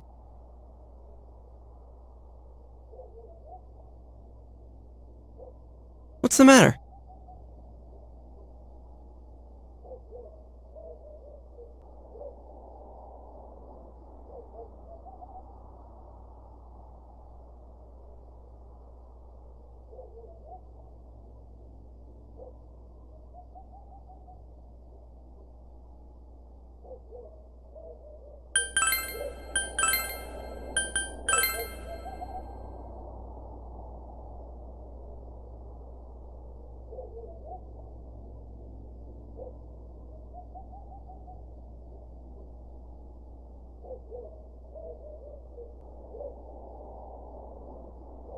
Huh? What about him? Detective Adachi. A member of the police force. That is an interesting approach. It would certainly explain the lack of witness reports. It's the same reason no one ever reported seeing Namatame's truck. This is a small town, so everyone must have known who he is. And since he's a detective, people definitely wouldn't have thought of him as being suspicious. In fact, he could use his position to his advantage and hide critical information. Huh. Well, if you think of it that way, I guess it's possible. But we're talking about Adachi here, right? I mean, really? Adachi? He's your textbook lousy detective. Are we really on the right track here? Actually, regarding Detective Adachi, I'm not sure how to put it, but there's something that's been bothering me about him for some time now. Yeah? Perhaps it's just my imagination, so I shouldn't speak too... It's cold. I think we've cooled down enough here. Let's go back in.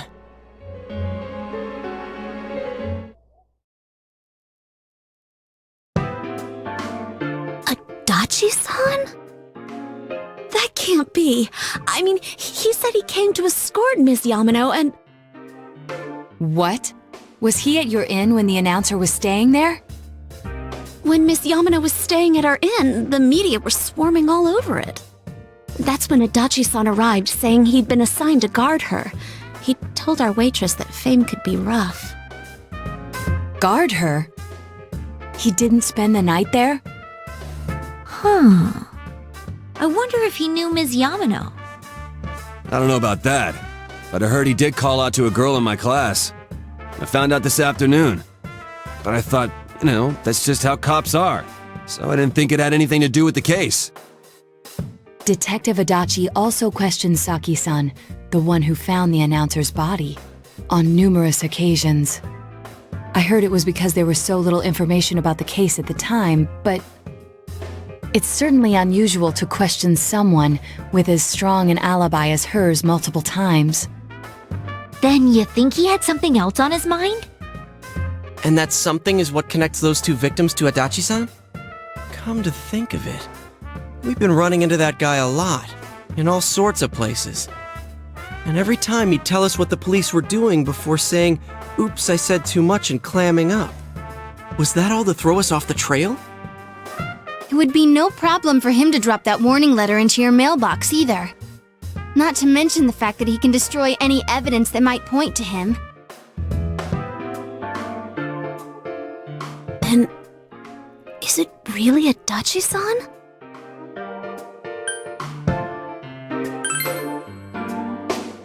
This is still only a tentative theory.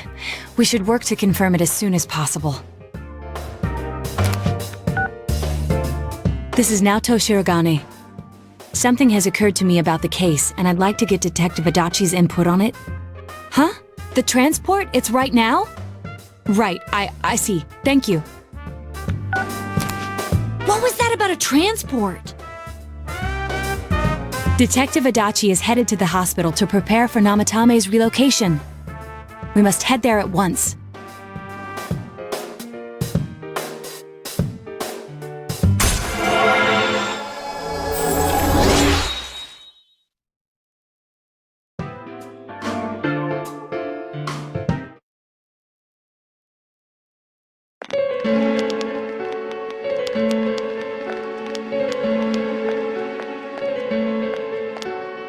Huh? What are you guys doing here? Hey, do you know where Dojima-san went? They told me he snuck out of his room again.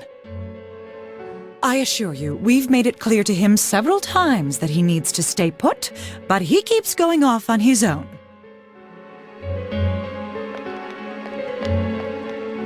Jeez, with Namatame finally relocated, I was looking forward to going home. So, he's been relocated. I've been wondering, you seem to be in a terrible hurry to get him out of this hospital. Huh? Oh, well, yeah. I mean, we can't leave him here with Dojima-san and Nanako-chan around. Didn't you guys think so too? Hey, what are you doing here anyway? Nanako-chan's room is in the other wing. Don't you think you should leave before Dojima-san finds you? If he catches you, he'll start pestering you again.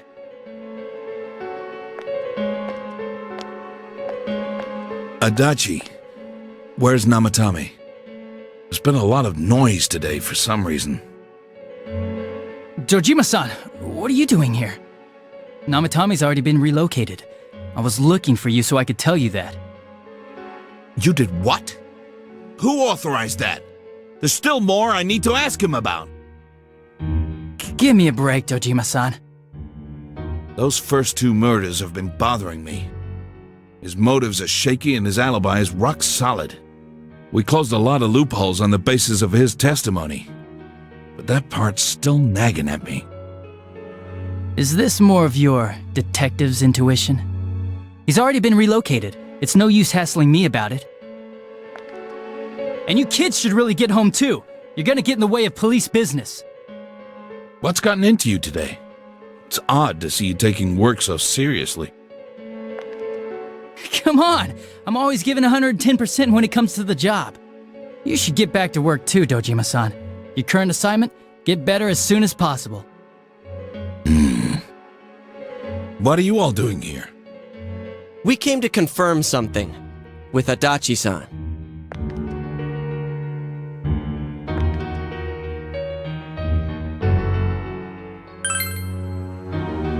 The time the announcer went missing? I can't say for sure offhand. It's not like I saw her or anything. That was months and months ago too. My memory's kinda hazy that far back.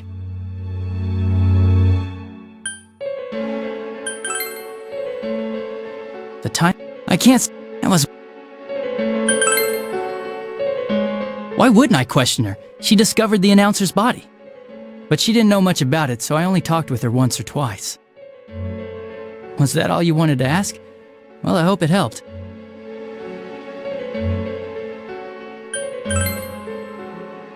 Warning letter? The one that was delivered to his house. It's in police custody now, correct? I don't really remember. Hey, what do you mean you don't remember? I gave it to you to take down to the crime lab for processing. You're telling me you forgot? I'm sorry. Your accident was right after that, and what with one thing and another, it sort of slipped my mind. Besides, that thing was just a prank, wasn't it? Jeez, what are you asking me all this for? For crying out loud, what's this all supposed to be about? Dojima-san, you really need to get back to your bed. That's why your wounds aren't healing. And you all need to go home right now. Do you have any idea what time it is? I'm going back. I need to get to the station and report in. Just one more thing, please. We know for certain now that the first 2 murders weren't Namatame's doing. Someone else killed them. Adachi-san, do you have any idea who that might be? I have no idea what you're talking about. 'Cause we think it might have been you. What? That's ridiculous! We already know Namatame's the one who put them all in! What did you just say? Put them all in? What's this putting them in business? Do you know something about the method behind their murders? Don't tell me that all that talk about TVs and whatnot from before was... I see. Now I finally understand. To tell the truth, Adachi-san, I've been fixated on something you once said. Before I didn't know why, only that it sounded a wrong note to me. Do you recall when I read Namatame's diary? At the scene of Dojima-san's accident. At the time, I said, even the victims who survived and were never released to the public are written here. And in response, your words were, wow. Then that settles it. How, I wonder, would that settle anything? At the time, the police had no idea that there had been other attempted murders related to the case. You had no reason to say such a thing. After all, there are countless examples of people disappearing for a few days. Yet when I read the list of names, you raised no objection. Odd, that. What do you say to that, Detective Adachi? I don't know. I said I'm busy! Wait, you son of a bitch! Adachi! Ah, damn it! Adachi!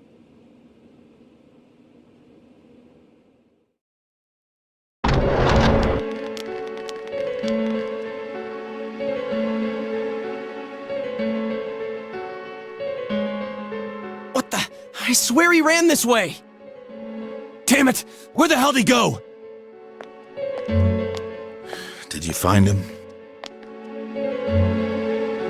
I contacted security. Nobody's seen Adachi and there's no record of anyone leaving this area. So he must be still in this ward somewhere. He's still here? But we looked! We didn't find him anywhere! That bastard. Dojima-san?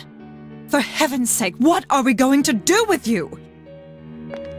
Sorry. I got carried away. Do you even want to get better? If you keep this up, there could be lasting damages. Have you forgotten how much trouble it caused you last time? You're right. Sorry.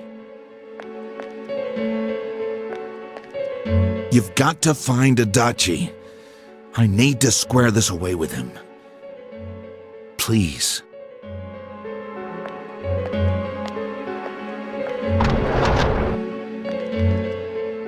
He hasn't left this ward yet?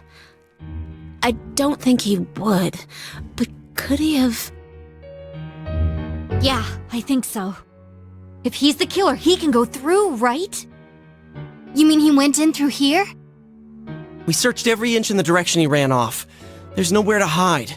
I don't think we could have missed him. He was cornered. It's highly probable that he escaped there. If he does indeed turn up on the other side, that should prove beyond a doubt that he is the true culprit. Damn. So I guess we were right. What do we do now?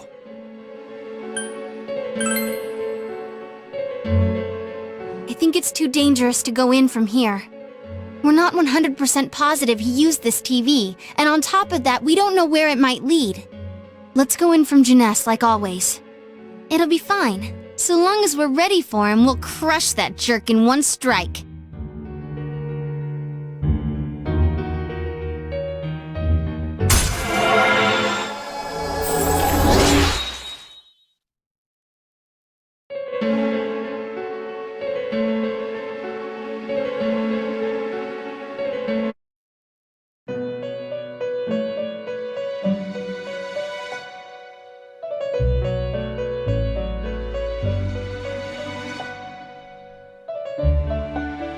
Where am I?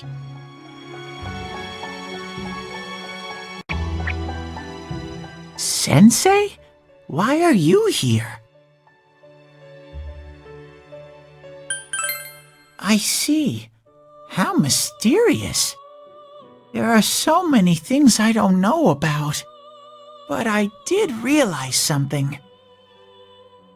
I've been thinking all this time about who I really am. But I couldn't find the answer. I was no one from the start. Humans live in the other world, and shadows live in this world. From the beginning, that's all there was to it. I was just a shadow in that world. You're always so kind, Sensei. I figured something out. That day at the hospital, I realized that I really can't do anything. As soon as I thought that, I lost consciousness. Then when I woke up, I was inside the fog. Shadows can't stay in the human world. They aren't allowed. I walked and walked, but there was nothing all around me. Just when I started thinking that I couldn't go anywhere, I heard the noise of a car. And then I was here. I remember lots of things now. My world is a place shaped by human thoughts. One day, a shadow living in that world awakened to human emotions. But humans and shadows are completely different entities. So he made himself forget that he was a shadow. He wanted to forget. He wanted people to like him. And that's how he came to look like this. I really am stupid. What the other Teddy said before, in the end, it was all true. No matter how much I search for myself, I have no self. There was no me to begin with. I'm just a shadow that took a different form so humans would like me. It would have been better if I had never remembered, but I did. I'll probably turn back to a regular shadow soon. Oh yeah, Sensei, one day, when you meet Nana-chan in heaven, apologize for me. Tell her, I'm sorry I couldn't do anything.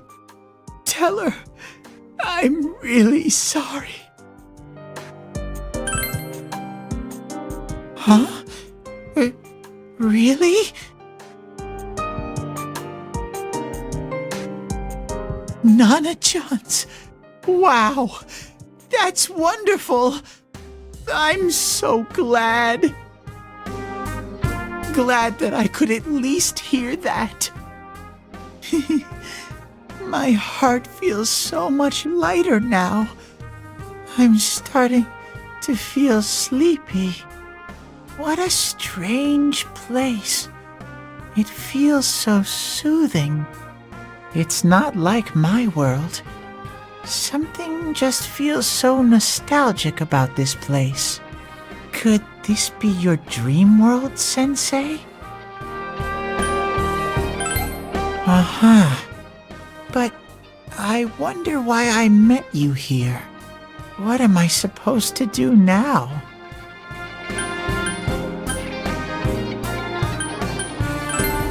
But I don't know what to look for or how to find it. No matter how hard I think, there's too many things my little brain can't understand. But I do understand one thing now. I'm glad that I met you, Sensei.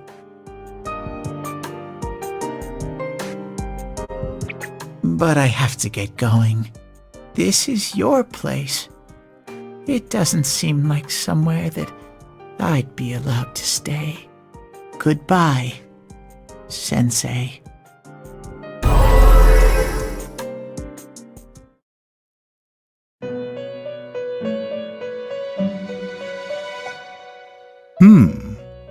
It seems the words in your memory weren't the only things you summoned here.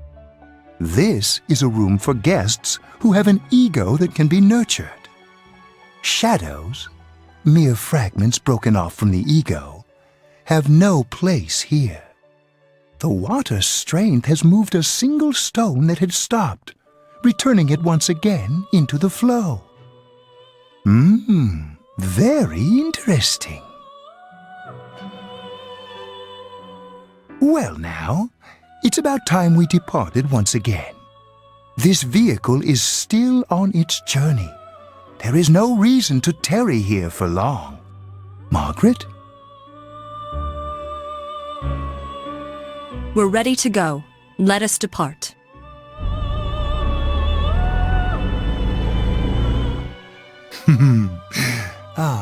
You are every inch the guest I had anticipated. Now it's time for you to return. I am even more intrigued now as to where this is all headed. We'll be waiting for your next visit.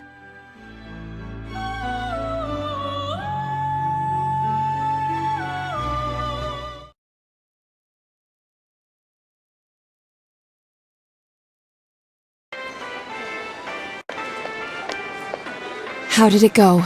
Did you find Teddy? No, and no one's seen him either. Oh, that annoying little furball! Just when we're at a turning point in the case, too. We have no choice. Let's pursue Adachi for now.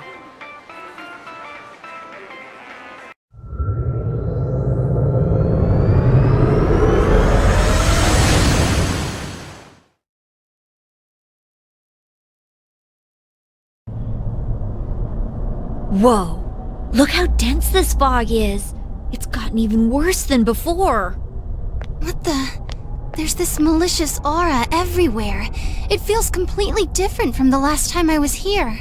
I think we'd better hurry. Give me a sec to try finding Adachi.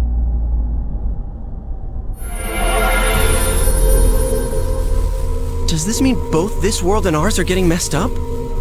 Our glasses work on the fog on the other side. It can't be normal. And I heard more people are falling ill because of the fog.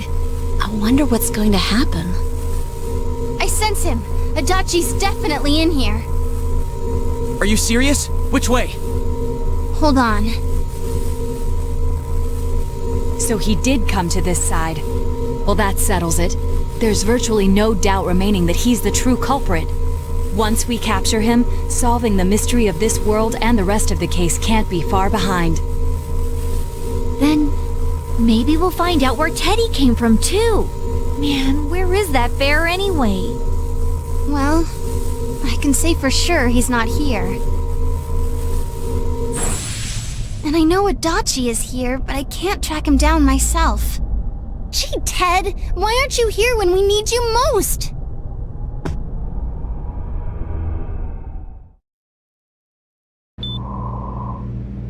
This place.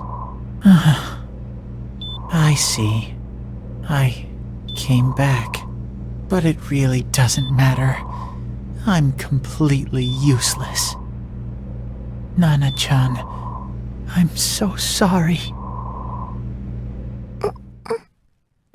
Teddy? It is you, Teddy. I heard your voice.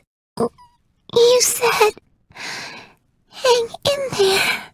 I heard my big bro and everyone else too. Nana-chan!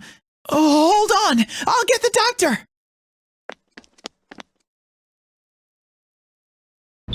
It seems she's asleep again. Nana-chan told me that she heard my voice. She heard me say, hang in there. It could be that her frankly miraculous recovery was because everyone's voices reached her. Even unconscious, people are capable of hearing others' voices. My voice. And theirs too. Everyone. In any case, there are too many things we don't understand about her condition and what caused it. We're doing our best, but it's difficult when everything about her illness is a total unknown. Unknown? Well, if anything happens, please send for me.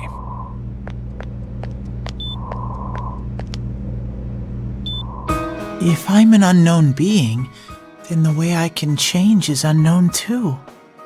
So all I have to do is make them not unknown. Nana-chan's doing her best. Sensei and the others are probably fighting now too. I'm just a shadow, but Nana-chan cheered up when she heard my voice. So what if I'm just a shadow? There must be something I can do. I can't just give up thinking about things. That's why I came back here, right, Nana-chan?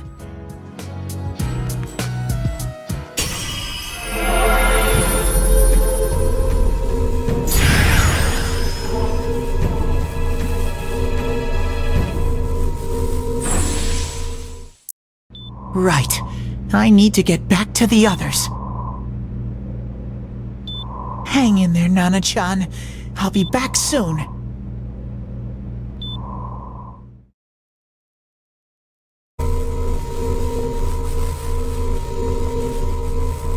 It's no use. I can only tell that Adachi is here, not his exact location. Rise-chan! If only Teddy was with us. Didn't he say his nose is practically useless now? And could he even help us find that bastard? Nope. He'd be no help at all. But he was always there to support me whenever. That bear's a loudmouth, but he's nice to have around. He's always so full of energy. He's lighthearted and always optimistic.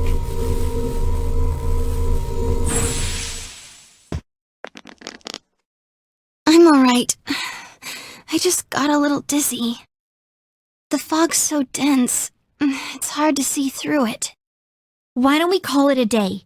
It won't do us any good if you collapse. I agree. If Rise-san became fatigued, even if we found Adachi, our capacity in battle would be reduced. Moreover, it's almost nighttime. We should return to our world for the present.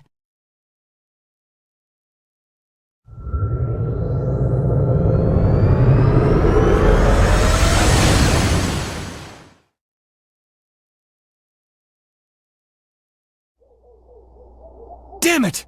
We came so far to run smack into a dead end!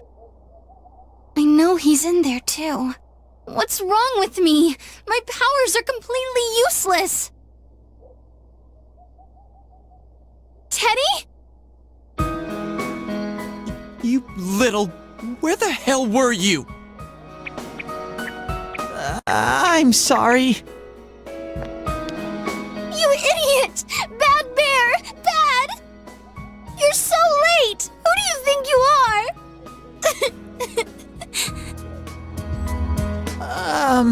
Rise-chan? Are you faking? No, stupid! Sorry. I want to help you all again.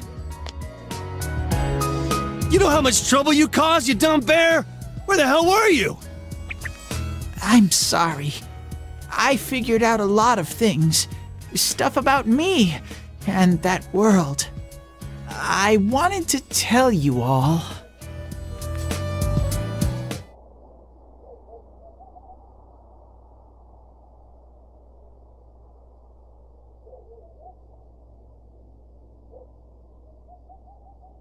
A shadow? You mean you're one of those things we've been fighting? Yup. Just like the ones you all know about. Shadows are suppressed human thoughts given form. Everyone has them inside. Wait, you say you're a shadow, but you didn't attack us. And you kept telling us from the start that you wanted to bring peace and quiet back to that world, right? But in the end, I was just an ordinary shadow. Nothing special about me at all. I did everything I could until now to try and make my world peaceful. But instead, the weird fog started seeping out into this world too. I'm sorry. I'm really sorry. If I really was special, then maybe... It's no big deal. I mean, we weren't expecting much from you in the first place. And about you being a shadow, we pretty much figured you were something like that anyway. Huh? What are you saying? Here I am pouring my heart out to you, and you say you thought I was something like that anyways?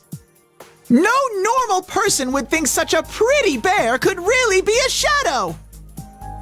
So what's the problem with being a shadow? It's true that you may have been born that way, but you now possess the power of persona. A shadow is suppressed power. Once controlled by the ego, it becomes a persona.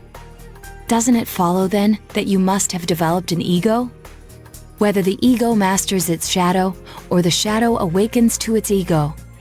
The only difference I see is the order in which the process occurred.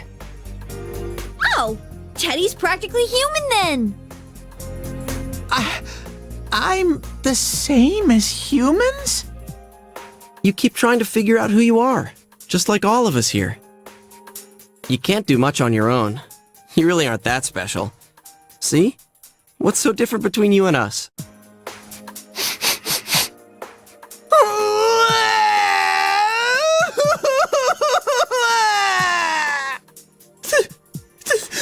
Thank you! I'm so glad I met you guys! The rest of us were pretty much a group of misfits to begin with, too, right? You fit right in, man. I beg your pardon? Who are you calling a misfit? Isn't that just you, Senpai? Hey, that's not something a detective would say. Or an idol, either. Geez, stop crying, will ya? Now's not the time for that. While you were gone, we figured out who murdered the announcer and Senpai. It was Adachi. Huh? Adachi? That total goofball? Whoa! I didn't notice at all. Looks like I'm pretty blind to that sort of thing. But you all know him. If you can't find someone like that, I don't think I can help you. Like I said, we're not expecting much from you. Well, the main thing is, it's hard to get pumped about this without someone nice and fuzzy around. Yeah, what Kanji said. Okay. Thanks, guys. Alright, now that the band's back together, let's take it from the top. Starting tomorrow. It's been a while, but I'll do my best to look for him too. Leave it to Fuzzy.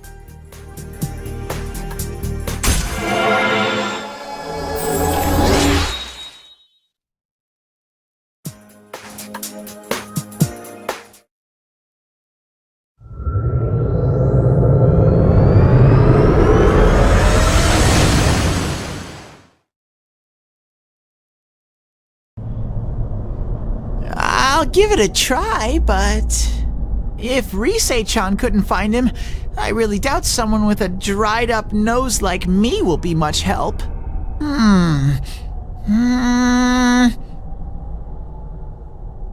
I do smell Adachi Baby in here, but the fog is completely covering up his scent. Teddy, you can't do it either? When you look at me with those eyes, I get this feeling I've gotta sniff him out no matter what! This is my time to shine! Ooh, I'm getting something!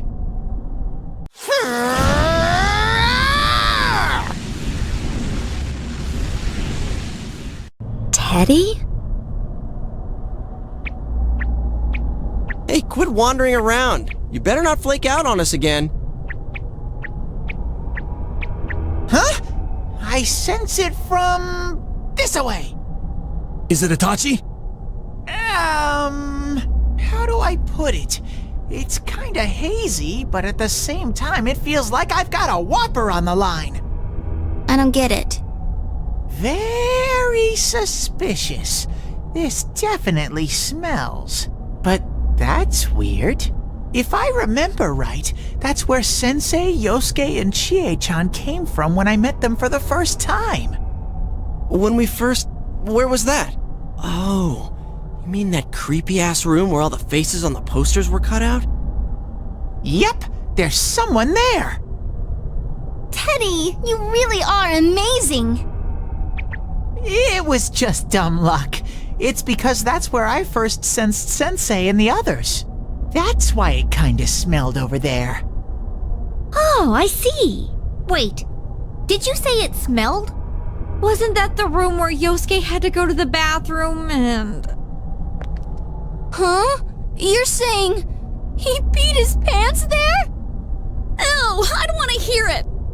Oh, you lie so bad! Dude, I did not piss my pants! Chie, quit spreading random rumors about stuff like that.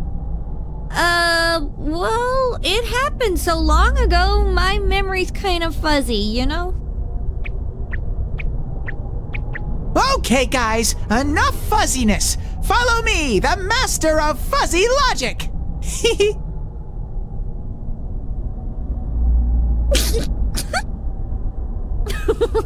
I haven't heard you crack up in a while, Yukiko. Though I really wonder sometimes about your sense of humor.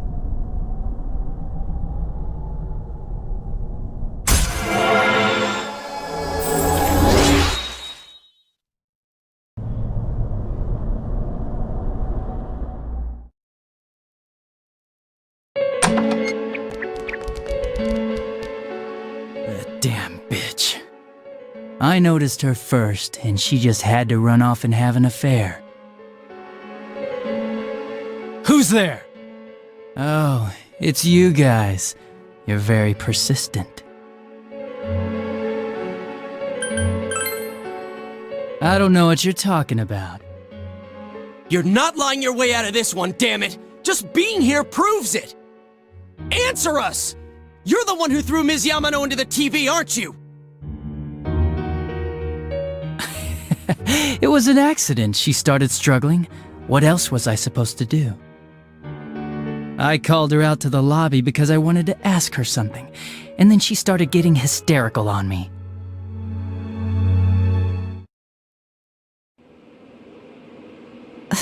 Who are you? And what's this something important you called me out here for? What they say on the news isn't true, is it? All that talk about you having an affair and whatnot, it's all a lie, right? Why do I have to explain myself to you? I see. So you don't deny it. You caught my eye, but it turns out you're another worthless bitch. What's wrong with you? Don't make me call for help. Shut up, shut up, shut up! I think you need to see what it's like to fear for your life. It'll get your head straight. What are you going to do? No! She fell in. Wow! So people can go completely inside!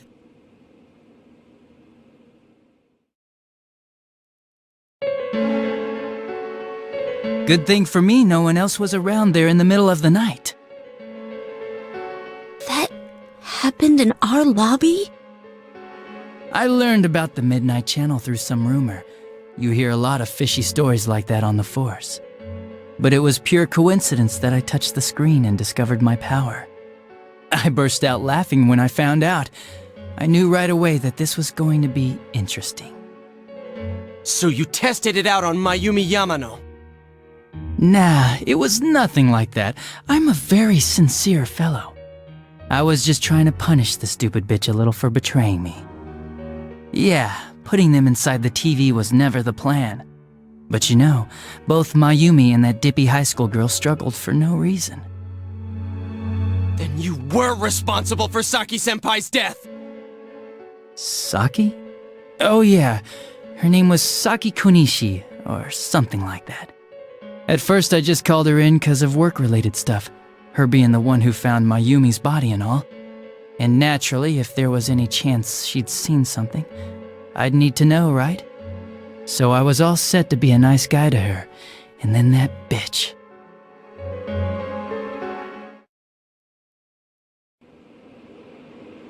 What's this about, anyways? Didn't you call me in for more questions? Well, we'll get to that. But you know, I saw you this afternoon. You were getting pretty cozy with that Namatame. Huh. So I'm not good enough for you. Well, I know how to deal with girls like you. No! God, these high school girls today. This world's gone straight to shit. When I was in school, I wasn't allowed to do anything but study my ass off. I was supposed to be the best of the best, and instead they stick me in the boonies. But I guess I got the sweet power to make up for it. Life's not so bad after all. Get on your knees and beg, and maybe I'll let you out. Yeah, like that'll happen. As if I'd walk into a death trap like that.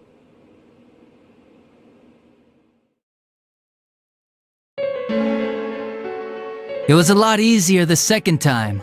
High school girls are thinner, you know? Lighter. You son of a bitch! Come on, give me a break. I didn't know it was dangerous inside the TV. It's not like I was trying to kill them. I mean, I'm sure they hit on Namatame, not the other way around. The council secretary will one day rise to public office himself. Mayumi and that high schooler were just gold digging. They got exactly what they deserved. I didn't do anything wrong at all. Shut the hell up! You knew from what happened to Mayumi Yamano that people die in here! So what if I knew?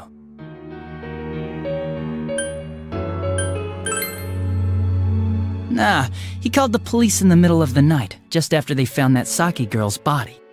The rest of the force had their hands full with the double homicide, and it happened that I was the one who took the call. Namatame said the police refused to take him seriously. You were responsible for that then. Oh, quite the contrary. If anyone else had taken the call, sure, but I actually did believe him, you know?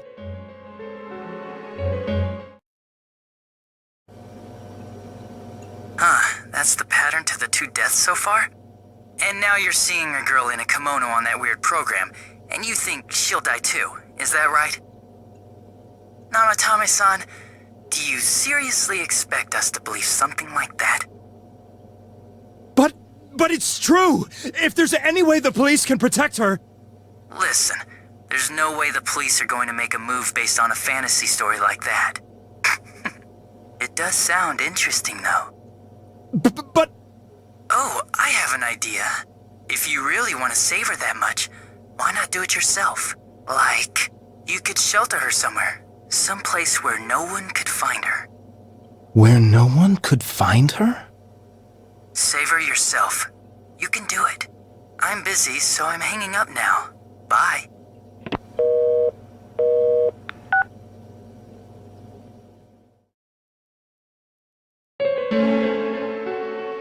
Isn't that amazing? Of all the people who could have received Namatame's call, it ended up being me. Talk about luck! All I did was give him a little push. And he completely bought into his vision of this world. The more people you guys saved, the more he'd kidnap. Both sides had the best of intentions, so the game of cat and mouse would never end. It was awesome. You gotta be shitting me! Why? What reasons could you have for doing that? Reasons? None, really. I could do it, that's all. And it was fun. I guess that's my reason? You murdered people just for the fun of it? Come on, all I did was put people in here. I didn't murder them. And Namatame did most of it. I had nothing to do with any of you. You're just dodging the blame! Yeah? Then how would you prove it? He put people inside TVs? You think the police are that stupid? What a jerkwad! I do admit, though, I never thought you guys would manage to track me down. I like that. Games like this gotta have surprises or they get boring fast. It's like when I dealt with that Kubo kid. That was fun, too. Then, you mean to say that Mitsuo Kubo's disappearance was your doing as well? I did sense something odd in his course of action. If he had special powers and wanted attention, why resort to a regular copycat crime? But that wasn't the case. Kubo had no such powers. In fact, he was thrown in by you. Am I correct? It had been a while since I last put someone inside the TV, so I really got a kick out of that one. Why did you do that? And how come Mitsuo didn't say anything about you? You think that didn't occur to me before I did it? Come on, I'm a detective. I let him through to a room at the station with a TV, switched off the lights, and did it quick while he was still startled. As long as he didn't see me push him in and no one else did either, no one would believe him, even if he survived. Of course, I don't think the Kubo kid ever figured out what happened. Wait, the police station? Yeah, he turned himself in pretty quick, actually. This was back when we didn't even know enough to issue a search warrant. But the other officers decided it was just a prank, so they pawned him off on me. I didn't blame them. I mean, a kid coming and saying, "I did it all, it was me." Who'd believe him? But it looked bad. I didn't think anyone would come forward and take the blame for all the incidents. The police were desperate to pin it on anyone. If this kid really did it, they might have announced the case was closed. And if that happened, Namatame would stop saving people. I couldn't let that happen, or the game would be over. That's why I told the others I sent him home. I came up with the idea to put him inside the TV on the spot. The game would be over? You threw him in just so your fun wouldn't end? You gotta have some excitement in life, don't you agree? But then you guys put your foot in it yet again and ruined my fun. Thanks to you, Kubo was arrested again, and everyone acted like he was the true culprit behind it all. Couldn't they see how badly he copied the crime scene? It worked out in the end, though, because good old Namatame kept saving people. I guess the guy started to develop some kind of messiah complex, huh? What an idiot. This is all a game to you. How dare you murder people? Murder Saki-senpai for such a stupid reason! You bastard! I'll never forgive you! You can keep your forgiveness. Our world will probably become just like this place soon enough anyways. Didn't you notice? The fog's leaking out. Everything on that side's pretty much screwed. The two worlds will merge soon, and then there'll be no difference, no sides anymore. What the hell's he talking about? This isn't his real body. The real Adachi is somewhere else. But this guy feels different from an ordinary shadow. It doesn't seem like he's going berserk. Wow, you can tell that much? This me is just around to greet you guys, and thank you for wasting your time by chasing me in here. I'd say this world has taken a real shine to me. I feel like it's giving me everything I've ever wanted. And the monsters don't attack me at all. Maybe they can tell we have the same goal. The Shadow's goal? By the end of the year, Inaba will disappear completely into the fog. Soon, this place will be reality. I'll be in this world, so if you want me, come and get me. This world has a mind of its own. We'll see which of us it favors. Keep your bullshit to yourself. It's about time you shut the hell up. We'll finish this right now! What a chump! Didn't I just tell you the real me is somewhere else? I'll be expecting you all. We'll put an end to this. Get back here, you! That stuff about the world's mind and how this place will become our reality. Was he serious? The rest of his confessions were consistent. We'd best proceed under the assumption that it's no lie. It felt like he's gained some strong power after coming here. Not only that, maybe he got taken over by that power. So what he said about the two worlds becoming one, that's really gonna happen? Didn't he say that it would happen by the end of this year? What happens then? I think he means this world will engulf the human world. The people in town are acting weird. It's like when the shadows that emerged from people went berserk. If the fog gets even thicker, and this town is completely shut off from the outside world, then the other side might become full of shadows, like over here. You mean everyone's gonna turn into shadows? Damn it! Damn that bastard! Why? We went through so much to get here, and now it turns out he was pulling our strings this whole time? Yeah, it's about time we finished this. I don't want to feel this way ever again.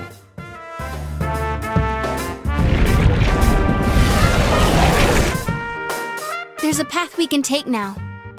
I sense Adachi's presence from that direction. He's taunting us. Bring it on! Let's go kick his ass right now! Wait, I suggest we prepare ourselves first.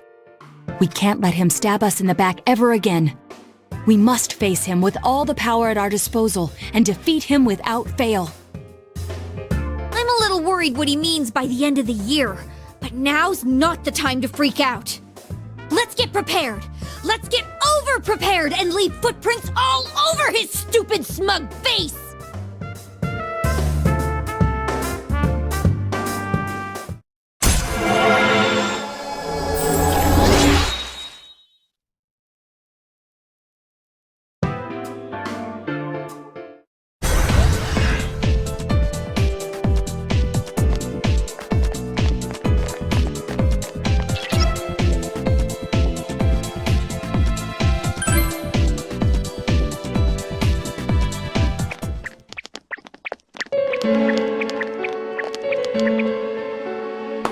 Wow, I'm surprised you made it this far. Allow me to confirm the crimes you've committed thus far. You had suspicions that this world was dangerous, yet you threw Mayumi Yamano into the TV. Knowing full well that Miss Yamano died here, you did the same to Saki Konishi. Not only that, but you duped Namatame into taking over your murder attempts while you watched like a spectator at a game. When the disappeared stopped dying, you sent a warning letter to ensure more victims. Even when a copycat killer arose, you had the gall as a detective to eliminate a suspect under investigation. 2 people died in the last 6 months, and a young girl is now in critical condition. But that's not all. If at any turn something had gone wrong, many more would have succumbed. All for some foolish excitement, like a criminal reveling in the chaos he creates. Yeah? So what's your point? All I did was put people in here. It's the world that really kills them, isn't it? This world reflects people's thoughts. Which, oh dear, does that mean the real culprits are everyone on the outside, including you? To hell with that! You did that stuff knowing full well those people were gonna die! If that's not a crime, then what is? You're so self-righteous. How can you say that? Aren't you a police officer? Out of everything you could have been, didn't you specifically choose to join the police? Don't make me laugh. Just because someone joins the police doesn't make them some kind of agent of justice. You know why I applied? So I could legally carry a gun. That's all. You'd be surprised how many are like that. I thought it would be fun too, but to tell the truth, that was a wash. Everyone around me was such an idiot. I made one tiny mistake, and they all got on my case and sent me out here to Nowheresville as punishment. I was bored shitless and wondering what to do next when I discovered this power. For crying out loud! Why a bastard like you? A gift for having to put up with this lame job out in Nowheresville, I guess. I did that stuff 'cause I could, and it got interesting, so I watched. That's your reason? You can't be serious! You really don't care what happens to our world? Let's be honest, there's nothing great about the real world, is there? It's just dull and annoying as hell. No one accepts that's the way things are. They're just stuck with it because they can't deny it either. Those who actually succeed in life, they just happen to be born with the magic ticket called talent. If you don't have it, you can either accept or deny that fact until you die. That's your only choice. Once you realize that, all you have left in life is despair, the ultimate game over. Wouldn't it be better if that kind of reality was wiped away? That's complete BS! Brats like you are so damn naive. You piss me off. Listen, you might have hopes and dreams right now, but that's only because you know nothing about reality. One day you'll see. You'll be faced with a boring reality that boxes you in, no matter where you go. You're the only boring thing here! If you want to disappear, go ahead! Stop dragging us into it! Stop yelling, punk. I understand you're all afraid and gotta act tough to cover it up, but geez. I'm telling you all this based on my own experience in life. Think about it for a second. Once everyone turns into shadows, they'll still keep on living, oblivious to all the things around them. So how's that different from the way it is now? No, this'll make things much easier for everyone. Easier? What the hell are you talking about?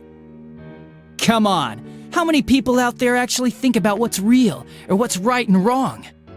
Next to none, I bet. It's useless to think about those things in the first place. You don't get anything out of facing reality, and there's no way to change it either. I mean, what could be more boring than brooding over things you can't change? It's better to just ignore them and believe only what you want to believe in life. Doesn't that sound a lot easier? It would be awesome if everyone's life could be that easy. No matter who you are, your lifespan is about 80 years or so, right? Then it'd be easier if we all just became shadows. No need to hold back anything. No more pretending we don't see things. Honestly, we don't need our world anymore. Better to let it be swallowed up and for mankind to turn into shadows. That's what all those people who are scared to death really want. So it's my duty to see that they get it. Nobody wants anything like that! It's just you, dumbass! Jeez, don't you remember what it was like when your shadow came out? It must have been enjoying life far more than you.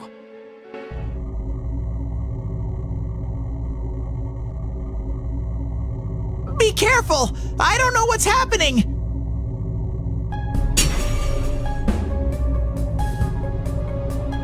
You all saw shadows as mere monsters, didn't you?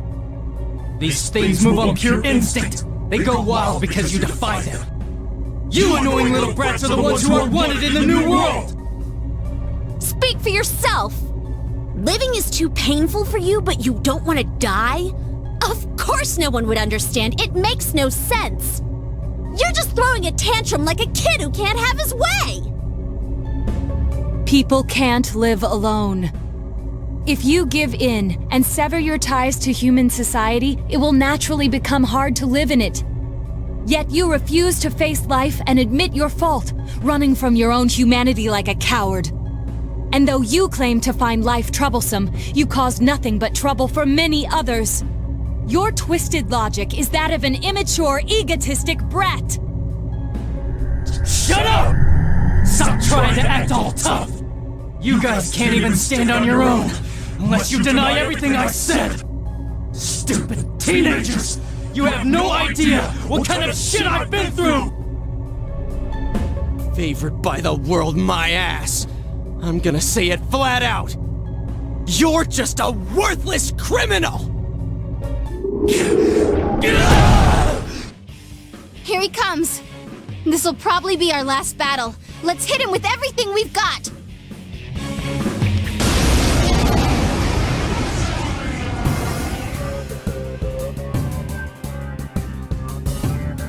The world is about to change! Your existence won't belong there! I thought I could just leave you be, but you're like a plague! I'll have to get rid of all of you! You're the plague! Shut up! Get lost! Get the hell out of my sight! I can't believe he's the one. That bastard! We can't lose, no matter what! Persona!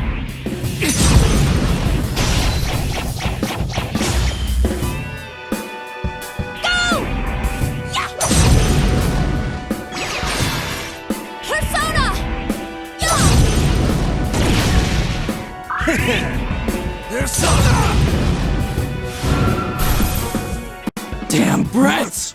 Shut up and let me finish you off!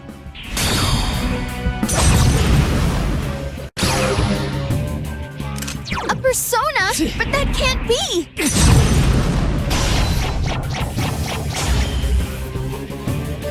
Go! I'll finish you! It's over! Come on down!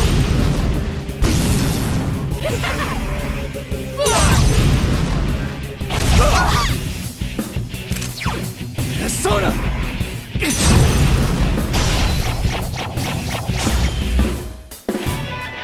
Go! I'll finish you! Persona!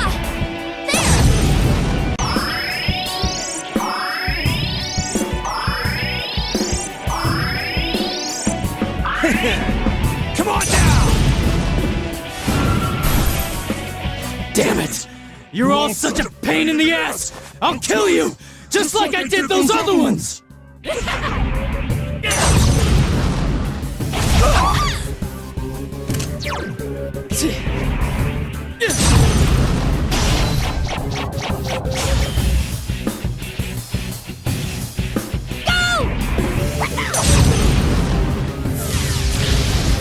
It's over! There! Here goes Kanzeon!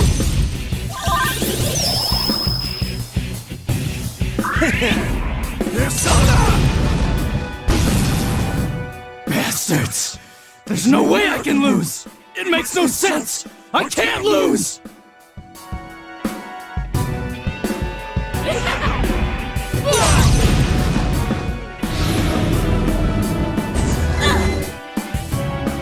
Guys, Chie-senpai's really hurt.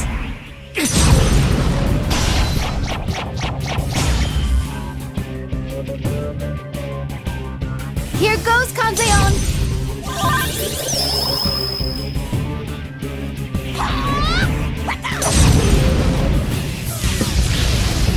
Persona! There! Thanks a million! Persona! Dumbass!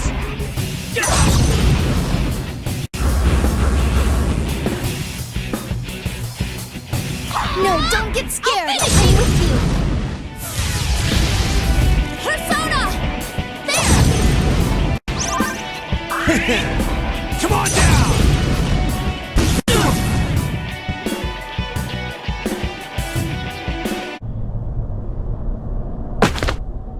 Damn! This is lame. Oh well. Our world's gonna disappear soon, no matter what. I didn't have anywhere to go back to anyways. Everyone's gonna become shadows.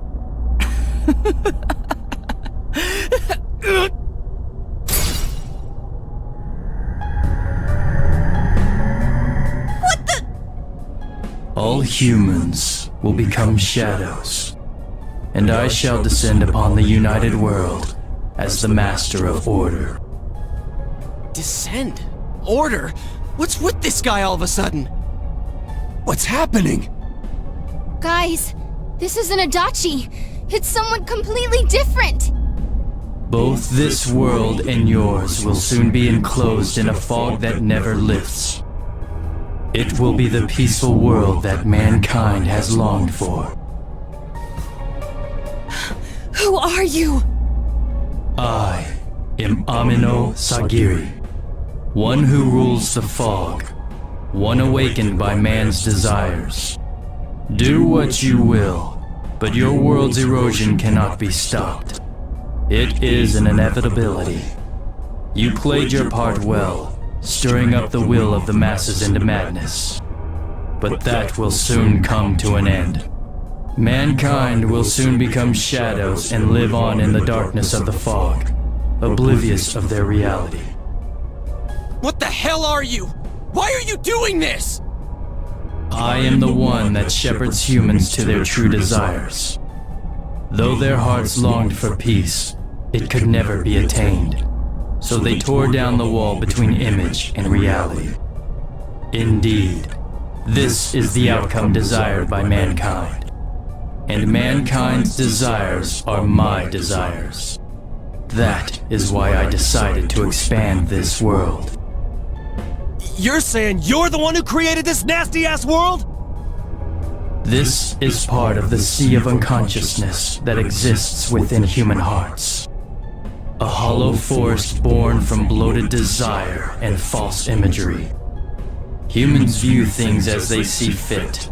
They wish not for truth, but rather prefer the undesirables be hidden in fog. Still, humans fear what they cannot see. That brief yearning for truth becomes a ray of light which breaks the fog and torments the shadows.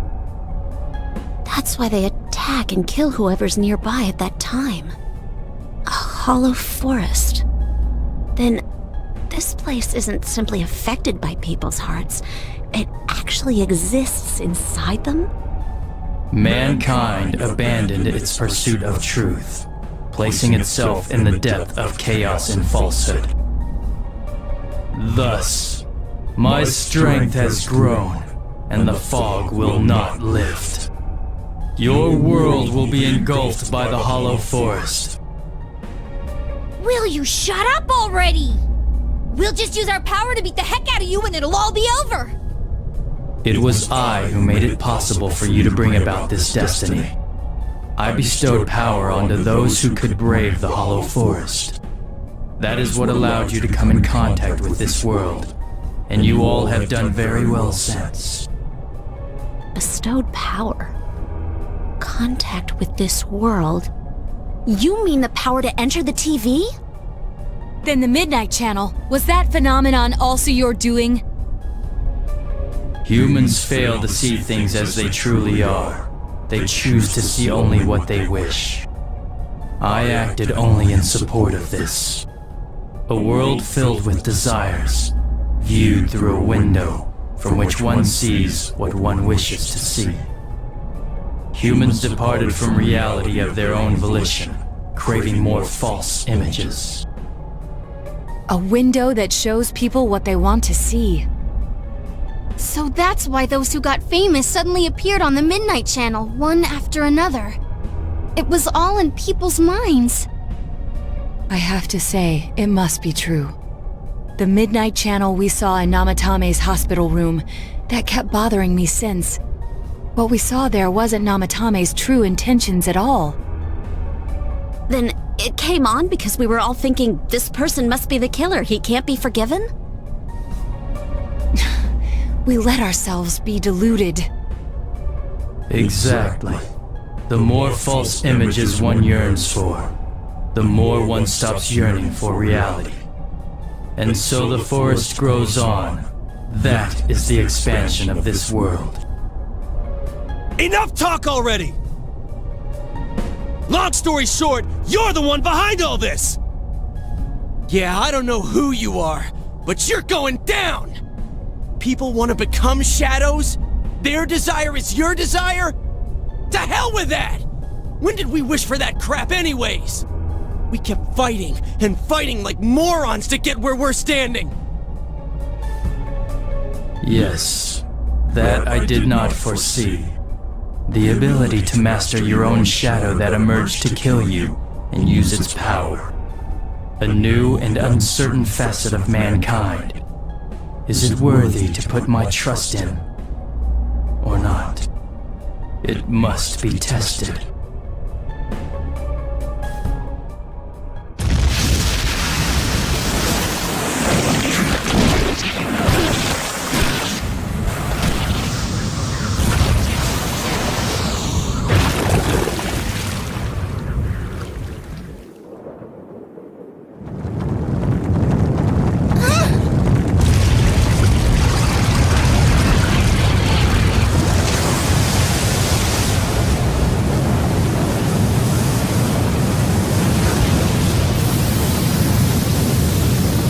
So this is the cause of all the fog?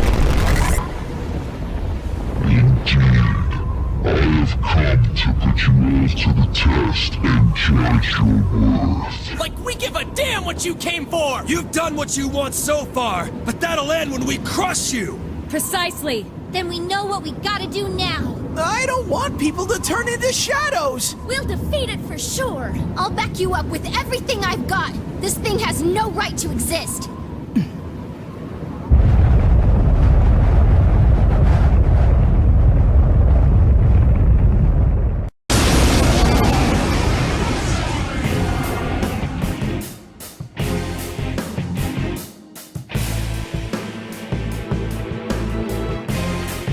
To defy me is a senseless act which goes against your world's wishes.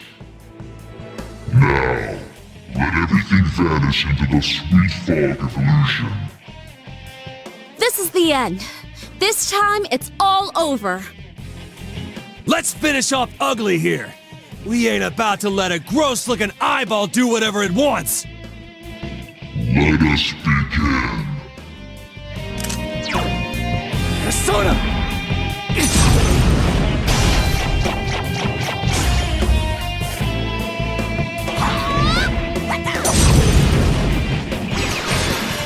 It's over.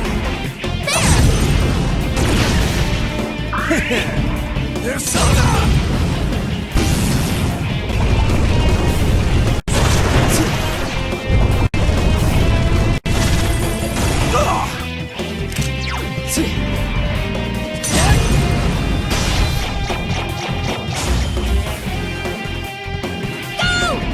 I'll finish you! Persona!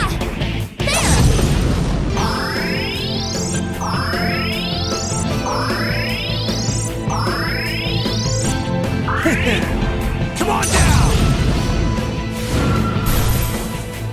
No one wishes for the fog to lift. Why act against the wishes of your fellow man? Consider, is that truly just?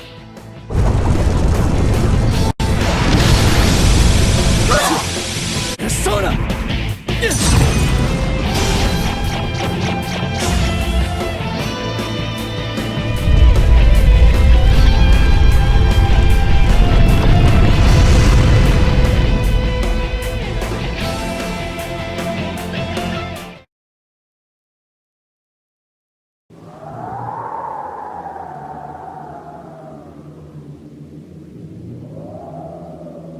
I see. Your powers are strong. Power comes from the heart.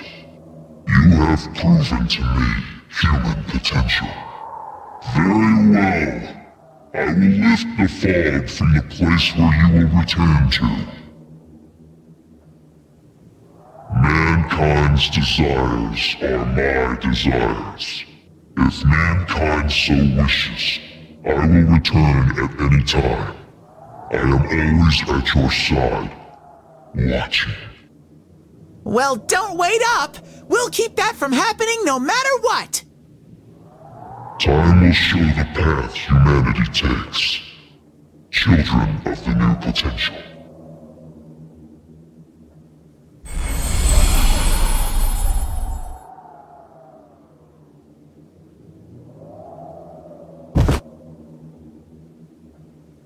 You think it was controlling Adachi-san? Who can say? I believe it was at least partially his own intention as well.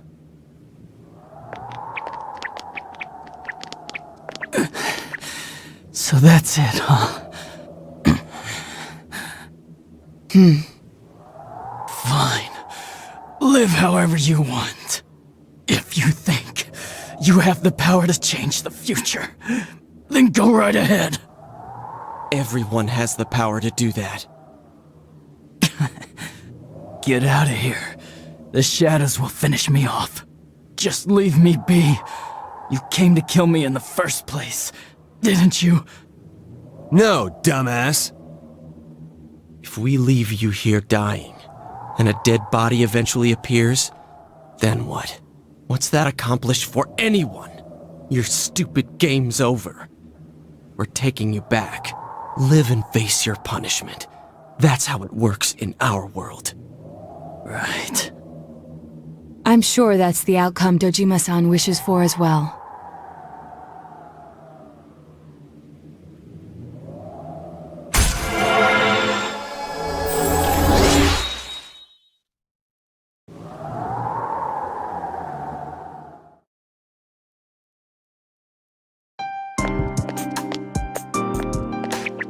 Greetings, Shirogane-san. We got word from Detective Dojima. He's wanted on suspicion of murdering Mayumi Yamano and Saki Konishi, right? Correct. Understood. We have an ambulance waiting downstairs. Should we have them bring the stretcher up here? An ambulance? Detective Dojima assumed one would be necessary. He wanted the suspect to be carefully taken into protective custody. It was a personal favor to him. They were partners, after all. Then yes, please have them bring up the stretcher. Understood.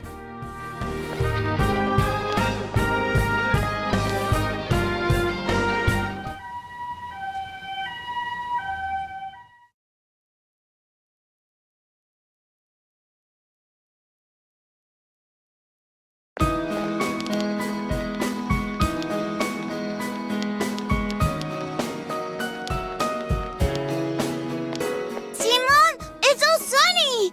I can play outside, like you promised, right? Oh, Makoto! Don't run like that! It's for real! The fog's really gone! We did it. This time it's for real.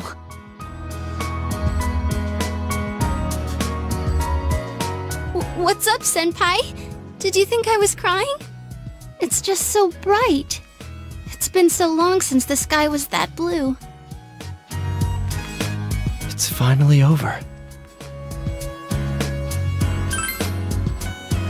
It took us a long time to get this far.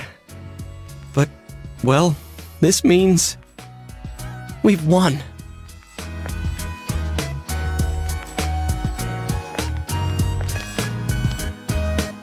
Huh? What are we doing? Ooh, what's this? Everyone ready? Here goes! We did it! Woohoo! Why didn't you guys say it? You all joined in when Risa-chan did it! I think that was a little too hard to get on the spot. Which part did you mean for us to say? The woohoo part! Can we just do it over? Man, having to redo something like this kinda kills the fun of it.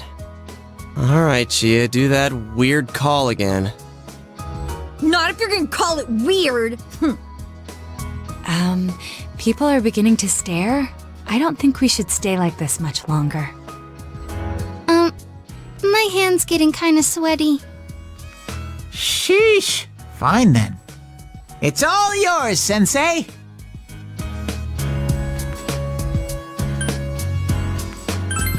Woo!